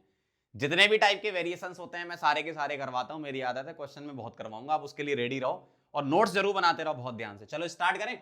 बताओ जरा, पहला सवाल, जो अभी तक टॉपिक पढ़े उनसे ही रिलेटेड है क्वेश्चन। Find homologous pair. ये बताओ जरा, एक क्वेश्चन ये एक ये है, क्या ये दोनों आपस में होमोलोग्स हैं? देखो जरा साफ साफ, ये जो है ना, ये C डबल बॉन्ड O है और ये क्या है, COH है। आप ध्यान से देखेंगे, यहां C डबल बॉन्ड O और यहां COH है। Double bond O OH, double bond O और OH, ये अलग अलग ग्रुप दिख रहा है ना आपको, अलग अलग ग्रुप दिख रहा है, मतलब फंक्शनल ग्रुप डिफरेंट, मतलब नॉट होमोलोग। भाई अलग ग्रुप है ना, ये सेम फैमिली थोड़ी है, अलग फैमिली है ना। C डबल बॉन्ड O है ये C सिंगल OH है ना, तो अलग अलग फैमिली है, तो नॉट होमोलोग, ये ध्यान रखना। अगला बताओ जरा, C double bond O, C double bond O, same family आ गई। अब देखो जरा, इधर एक कार्बन, दो कार्बन, तीन कार्बन C3, H कितने, 3 यहां और 3 यहां, 6 और O। इधर देखो, एक कार्बन, दो कार्बन, तीन कार्बन, चार कार्बन C4, H कितने, 3, 2 5 और 3 8 O। अब ध्यान से देखना जरा, अगर मैं इसमें CH2 ऐड कर दूं तो ये बन रहा है, यस बन रहा है। जब ऐड करो तो सिंपल मैथमेटिकली इसमें ऐड कर दिया करो, है ना, बन रहा है। मतलब ये वाला हायर होमोलोग है इसका, इसका मतलब ये फैमिली सेम है, फैमिली सेम है और CH2 का डिफरेंस है, मतलब ये दोनों क्या हो गए आपस में, होमोलोग हैं। ये होमोलोग नहीं है, यहां C double bond O C single O, यहां क्या है, ये होमोलोग है, C double bond O C double bond O थे, है ना। चलो अगला सवाल, how many 2 degree H are present. तो ये निकालने के लिए बेटा पहले तो मैं 2 डिग्री कार्बन पता होने चाहिए। चलो बताना जरा, 2 डिग्री कार्बन कौन कौन से। इस कार्बन से कितने कनेक्टेड हैं, 1 2, 2 डिग्री है। इस वाले से 2 कनेक्टेड हैं, 2 डिग्री है। इस वाले से एक ये 2 डिग्री है। इस वाले से 1 2 3, ये 3 डिग्री है। ये क्या, 3 डिग्री, ये क्या है, 2 डिग्री। सिमिलरली ये सारे के सारे यहां से लेकर यहां तक 2 डिग्री हैं। ये क्या है, 3 डिग्री, और ये क्या है, 2 डिग्री। कितने H हैं, कहां कहां H होंगे पहले तो ये बता दो। तो H आपको मिलेगा, इधर एक मिलेगा, इधर एक मिलेगा, क्योंकि वैलेंसी हम H से पूरी कर लेते हैं। गोला लगाने का मतलब अल्टरनेट डबल बॉन्ड होंगे ना, तो सिर्फ एक ही H मिलेगा आपको, कहां पे, इन 2 डिग्री पे, ठीक है। यहां नहीं मिलेगा, क्यों, यहां उसने Cl लगा रखा है। तो 1 2 3 4 5 6 7, तो 2 डिग्री H कितने हैं, 7 इज द आंसर। सही है, मजा आ गया। चलो आगे देखो, DUN अमोक्सिक्लिन है ना, ये नाम है इसका। ये स्ट्रक्चर कितना खतरनाक सा लग रहा है, आप तुरंत मिनटों में कर लोगे क्वेश्चन, मतलब मिनट तो बहुत ज्यादा बोल दिए, सेकंड में कर लोगे। देखो ये जो रिंग है, गोला लगाने का मतलब क्या, मैं इसको ऐसा लिख सकता हूं, अल्टरनेट डबल बॉन्ड। तो यहां से DU कितनी आई आपकी, 4 हो गई भाई, एक रिंग 3 पाई, 4 हो गई। एक यहां पर पाई दिख रहा है आपको, 5 हो गई। एक ये रिंग, 6, एक ये पाई, 7, एक ये रिंग, 8 और एक ये पाई, 9। तो DU क्या हो गई, 9। देखो कितना बड़ा क्वेश्चन है, फिर भी आपने देख के कर लिया। समझ रहे हो बात को, मजा आएगा। देखो, the number of sp2 sigma bond बताना है इसमें आपको। तो पहले हाइब्रिडाइजेशन निकालेंगे सबका। यहां पर H है, जहां जहां वैलेंसी पूरी नहीं है वो हम H से कंप्लीट कर दिया करेंगे। इस तरीके से लिखा करेंगे, पंकज सर जैसे लिख रहे हैं ना वैसे, ऐसा। ठीक है, अब देखना जरा इस वाले का हाइब्रिडाइजेशन क्या है, sp2। क्यों, 1 2 3 सिग्मा। इसका क्या है, sp2। इसका भी सिमिलर वैसा ही sp2, और इसका भी sp2 है। इसका sp3 आएगा 1 2 3 4, इसका sp3 आएगा। अच्छा, इसका sp2 और इसका sp2। अब ध्यान से देखना जरा, sp2 कार्बन से कौन कौन से बॉन्ड बन रहे हैं। देखो, इस कार्बन का हाइब्रिडाइजेशन sp2 था, इस कार्बन का हाइब्रिडाइजेशन sp2 था, तो एक ये वाला सिग्मा, कौन सा वाला, ये वाला। ठीक है, ऐसे थोड़ा सा कर देता हूं तो आपको समझ में आए, ये वाला एक तो ये हो गया। और सुनो, sp2 ये वाला भी तो है, मतलब एक ये वाला, 2 हो गए। सिमिलरली एक ये वाला, 3 हो गए, और एक इस तरफ ये वाला, 4 हो गए। अगर मैं पूछूं ये वाला कौन सा है, तो बेटा ये sp2 है और ये वाला sp3 था, तो ये sp2 वाला सिग्मा है।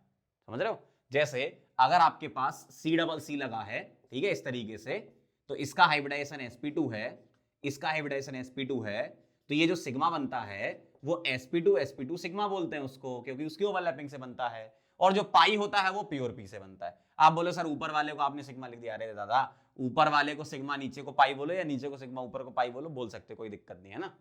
तो मतलब एक सिग्मा होगा तो एक पाई होगा। चलो मैंने ऊपर सिग्मा लिख दिया ये, ठीक है, तो ये नीचे वाला पाई होगा। ठीक है, तो जो ये कार्बन और ये कार्बन का हाइब्रिडाइजेशन है sp2 तो जो बॉन्ड बन रहा है, 2 बॉन्ड, उसमें से एक बॉन्ड sp2 है, दूसरा पाई वाले से बना होगा।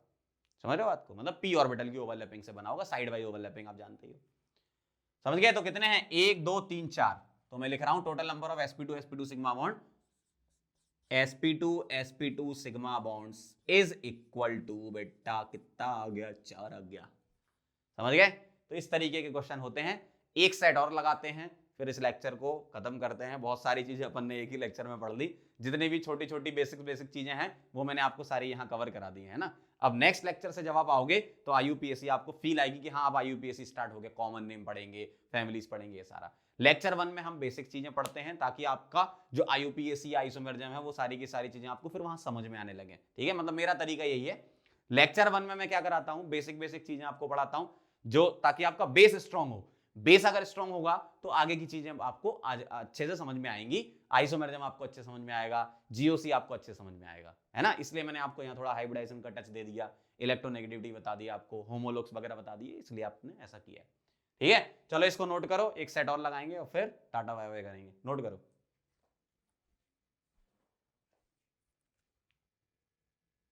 चलो बच्चों आगे बढ़ते हैं, कुछ क्वेश्चन और फाइनल है ना। चलो ध्यान से देखना, find DU, degree of unsaturation निकालनी है। देखो मैंने आपको बताया था कभी भी एनायन या कैटायन दिखे तो आपको उसको मॉलिक्यूलर फॉर्मूले में कन्वर्ट करके निकालना है। ठीक है, ध्यान से देखना जरा, एक कार्बन, 2 कार्बन, 3 कार्बन, 4 5 और 6, C6, H कितने, यहां 1 2, यहां 3 2 5 2 7 2 9 H9। ठीक है, ऑक्सीजन कितने, 2, और इस पर नेगेटिव। ऐसा अब आप फॉर्मूला लगा दोगे, DU का लगाओ जरा, DU is equal to C+1 minus H plus x minus N/2। ना तो हेलोजन है ना नाइट्रोजन है, ऑक्सीजन तो फॉर्मूले में आता ही नहीं है बेटा। तो ये हो गया 7 माइनस कितना हो गया, 9/2, 4.5। 7 माइनस 4.5 कितना लिख दूं, 2.5 लिख दूं, 2.5। इसकी DU 2.5 है, यस DU 2.5 हो सकती है। अब अगर किसी को पहले से पता है कि हाँ सर हम रेजोनेंस या कॉन्जुगेशन जानते हैं, तो यहाँ रेजोनेंस होगा, तो रेजोनेंस मतलब पार्शियल डबल कैरेक्टर होता है, तो 1.5 DU वहां से, और एक रिंग की DU एक होती है, तो 1 + 1.5 2.5 आप डायरेक्ट भी कर सकते हो। ठीक है, अगला क्वेश्चन बहुत ही आसान, बहुत ही आसान। DU is equal to C+1 6 + 1 minus H 8 plus X 4 minus N/2। Solve कर लो, 7 माइनस 8 और 4 कितना होता है, 12/2 कितना, 6, और 7 माइनस 6 हो गया आपका 1। अगले दोनों क्वेश्चन बहुत अच्छे, इसके लिए मैं आपको थोड़ा सा कॉन्सेप्ट बता देता हूं। क्या, जैसे अगर आपसे बोला है हाइब्रिडाइजेशन sp3 है, तो sp3 जैसे मान लो मीथेन है, 4 सिग्मा है, तो इसका रिप्रेजेंटेशन कुछ इस प्रकार होता है कि कार्बन के 4 बॉन्ड ऐसे हम बनाते हैं। ठीक है, एक ये बॉन्ड हो गया, एक ये हो गया, एक हम डैश बनाते हैं और एक हम डार्क बनाते हैं। डार्क मतलब जिसको हम सॉलिड बोलते हैं, मींस अबव द प्लेन, और डैश मतलब below the plane, into the plane जिसको बोलते हैं ना। तो ये रिप्रेजेंटेशन ऐसा होता है किसका, अगर sp3 हाइब्रिडाइजेशन है तो इस तरीके से लिखते हैं।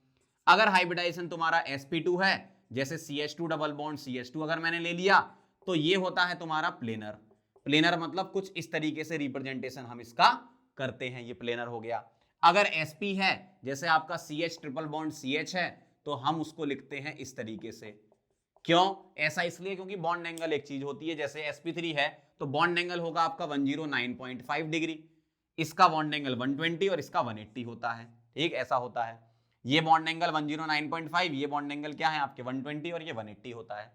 तो अब आपको इस टाइप के क्वेश्चन करना है, तो ये चीज आप समझ गए, बहुत आसान सी चीज है ना। अब जैसे ये है, तो सबसे पहले आप हाइब्रिडाइजेशन बताओ, इसका क्या है sp, इसका क्या है sp, मतलब लीनियर होगा। लीनियर होगा मींस मैं कैसे बनाऊंगा, H single C triple C single H, ऐसा होता है। ये क्या है लीनियर, ये क्या है ट्राइगोनल प्लेनर, ट्राइगोनल प्लेनर, और ये क्या है आपका टेट्राहीड्रल, ठीक है टेट्राहीड्रल, ये मैंने बता दिया आपको है ना।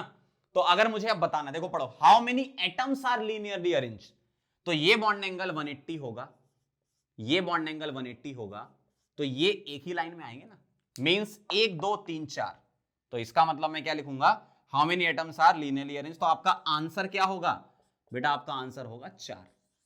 अगर तुमसे ये पूछते how many carbon atoms are linearly arranged, तो आंसर 2 होता।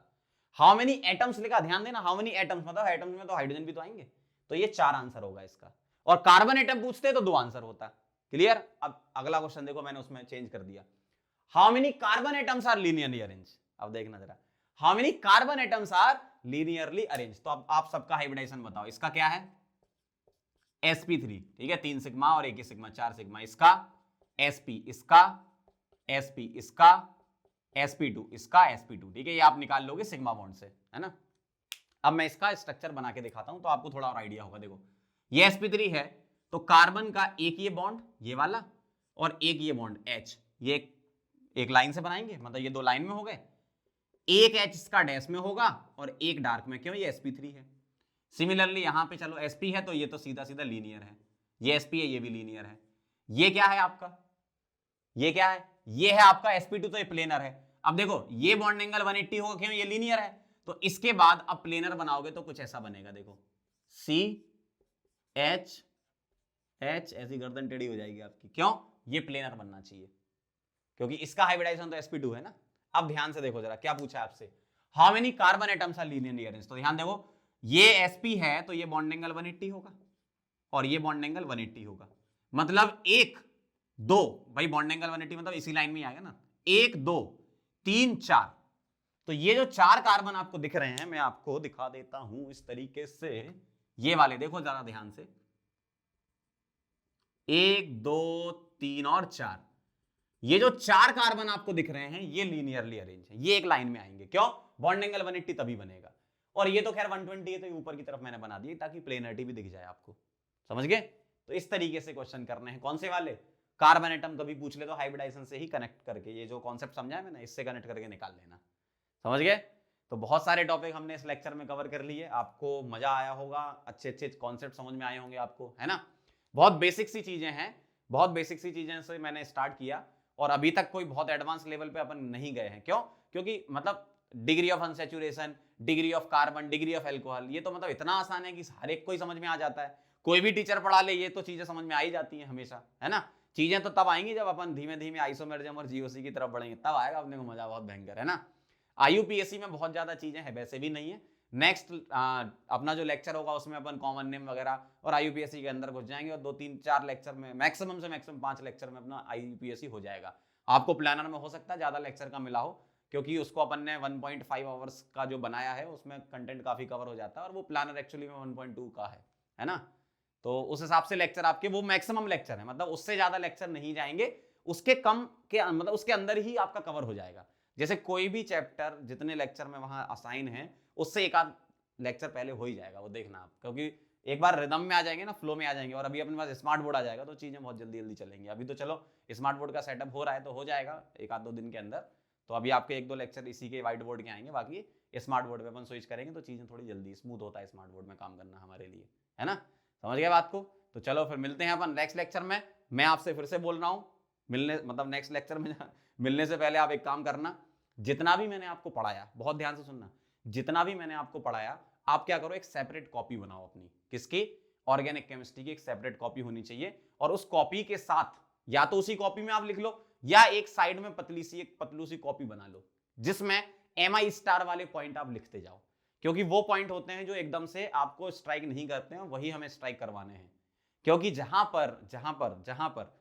पर भी ट्रेंड ब्रेक होता है ना, जहां पर भी चीजें चेंज होती हैं, वहां से ही एग्जामिनर उस चीज को पकड़ता है। अगर आप किसी रोड पे जा रहे हो तो सीधी रोड पे कभी थोड़ी पूछते हो कि हमें कहां जाना है, जब आगे चौराहा आता है तभी तो आप बोलते हो कि भैया अब कहां जाना है, अब तो फंस गए। तो जहां पर भी ट्रेंड ब्रेक होता है ना, वो पॉइंट में MI स्टार में लिखवाता हूं।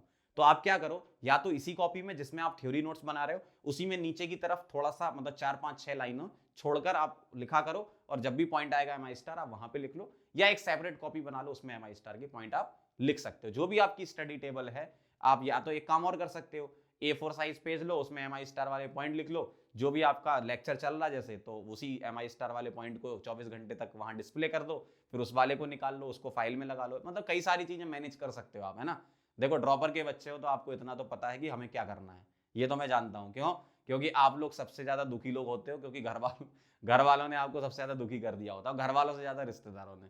क्योंकि सबसे बड़ी कहावत आप जानते ही हो, रिश्तेदारों के ताने और अरिजीत के गाने सीधे दिल पे लगते हैं, आप भी जानते हो और मैं भी जानता हूँ, है ना। तो ये चीजें हमें क्या है, बहुत अच्छे से तैयारी करनी है। जितना अच्छे से हम तैयारी करेंगे हमारी रैंक उतनी अच्छी आएगी, ठीक है। तो बहुत बढ़िया तरीके से तैयारी करेंगे, मैं आपको बीच बीच में चीजें बताते जाऊंगा कैसे मैनेज करना है। अभी आपका क्या काम है, अभी जब स्टार्ट कर रहे हैं ना, तो क्या करना है वो मैं बता रहा हूं। एक कॉपी बनाएंगे, चाहो तो उसी कॉपी में लिख लो या उसके अलग कॉपी में MI स्टार वाले पॉइंट लिखो, और कॉपी में प्रॉपर नोट्स बनाओ। जैसे आप ऑफलाइन कोचिंग में पढ़ते थे ना, वैसे ही आपको यहां पढ़ना है, तभी आपका सिलेक्शन होगा। जब तक आपके नोट्स अच्छे नहीं, आपकी केमिस्ट्री अच्छी नहीं, सीधी सी बात है। तो जब तक आपके नोट्स अच्छे नहीं होंगे, केमिस्ट्री अच्छी नहीं होगी, इस बात को गांठ बांध लो, ध्यान रख लो हमेशा। केमिस्ट्री के लिए जिसकी केमिस्ट्री भी अच्छी होती है उसके नोट्स भी बहुत अच्छे प्यारे नोट्स होते हैं ना। तो बढ़िया तरीके से आप नोट्स बनाओ और नोट्स को रिवाइज करो। केमिस्ट्री में जितना ज्यादा रिवीजन आप करोगे उतना ज्यादा आप सीखोगे, मेन चीज यही है, जितना ज्यादा रिवीजन उतना ज्यादा सीखोगे। नेक्स्ट लेक्चर से पहले आपका पहले वाला लेक्चर कंप्लीट हो जाना चाहिए, बैकलॉग कभी मत होने देना। फिर से बोल रहा हूं, मैं हमेशा बच्चों को बोलता हूं, होता क्या है, 2-4 लेक्चर छोड़ देते हो, उसके बाद जब वापस आते हो तो एकदम दुनिया बदली बदली सी नजर आती है कि ये कहां आ गए हम, है ना। तो अगर आप डेली पढ़ रहे हो तो डेली पढ़ो, जो भी लेक्चर आपके पास आ रहे हैं उसको तुरंत फटाफट खत्म करो, लेक्चर देखो, नोट्स बनाओ और उसको रख लो, और बाकी भाई 24 घंटे आपके पास, तब तक रिवीजन कर सकते हो आप आराम से उस चीज का, है ना। तो जब भी आपके सामने लेक्चर आ रहा है फटाफट से ये ट्राई करो कि उस लेक्चर के नोट्स आपकी जल्दी से जल्दी बन जाने चाहिए, क्योंकि नोट्स बनाओगे तो कई चीजें पहले से क्लियर होंगी। और 11वीं के बच्चे तो हो नहीं ना तुम, भाई तुम 11वीं के बच्चे नहीं हो, तो तुम्हें पता है कि किस तरीके से फॉलो करनी चीजें, तुम नोट्स भी जल्दी बना सकते हो। 11वीं वाले तो क्या है, बहुत आराम आराम से नोट्स बनाते हैं, जिंदगी के बारे में भी सोचते हैं। तुम्हें सोचना नहीं है ज्यादा, क्योंकि तुम्हारे दिमाग में सिर्फ एक ही एम है, बस अब फोड़ना है ना। तो सोचना नहीं, फोड़ना है, ये ध्यान रखो।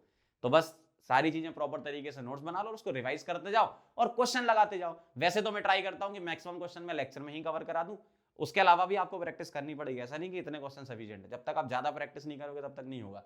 तो आप क्वेश्चंस की प्रैक्टिस भी करो, आपको डीपीपी वगैरह मिलेगी, मटेरियल मिलेगा, जो भी आपके पास है अवेलेबल है, या कहीं और से आप जुगाड़ कर सकते हो। मतलब सारी चीजें आपको ही करनी है, हम सिर्फ आपके लिए एक सपोर्ट के लिए आ गए हैं कि भैया पहले आपकी जो गाड़ी है वो धीमे धीमे चल रही थी, आपको पता नहीं चल रहा था कि हमें किस रास्ते जाना है, हम किस गली जा रहे हैं, अब हम आपको उस गली लेके जाएंगे, है ना।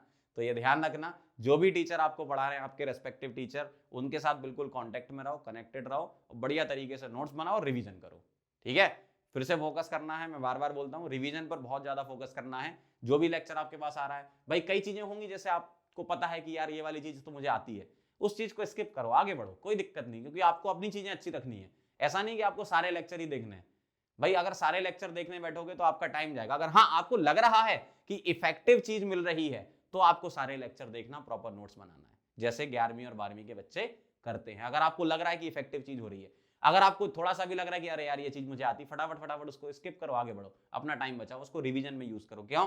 क्योंकि आपको केमिस्ट्री के अलावा और भी चीजें पढ़नी होती हैं, ठीक है। आपके पास बहुत ज्यादा दबाव है, इस दबाव को ही कम करने हम आए हैं, ताकि चीजों को इजी वे में आपको समझा सकें, ताकि आपका कम से कम टाइम लगे रिवीजन करने में, ठीक है। तो मेरी तरफ से बेस्ट ऑफ लक है आप लोगों को एग्जाम के लिए, और अपन अच्छे तरीके से फोकस करके एकदम स्टडी करेंगे, है ना। चलो फिर मिलते हैं अपन नेक्स्ट लेक्चर में, बढ़िया तरीके से तैयारी करो, बिल्कुल लग जाओ अब तो, मतलब ये है। ठीक, चलो इसको नोट करोगे? चलो लिख लो, बहुत देर से खड़े सर, सोच रहे हो अरे यार सर हटो हम लिख लें जरा। ठीक है, तो पहला लेक्चर था इसलिए मैंने बहुत ज्यादा ज्ञान दे दिया आपको, इतना यूजुअली अपन ज्ञान देते नहीं है, कंटेंट पे ज्यादा फोकस करते हैं, इतना तो आपको समझ में आ ही गया होगा। ओके चलो बाय बाय, मिलते हैं फिर नेक्स्ट लेक्चर में, नोट कर लो इसे।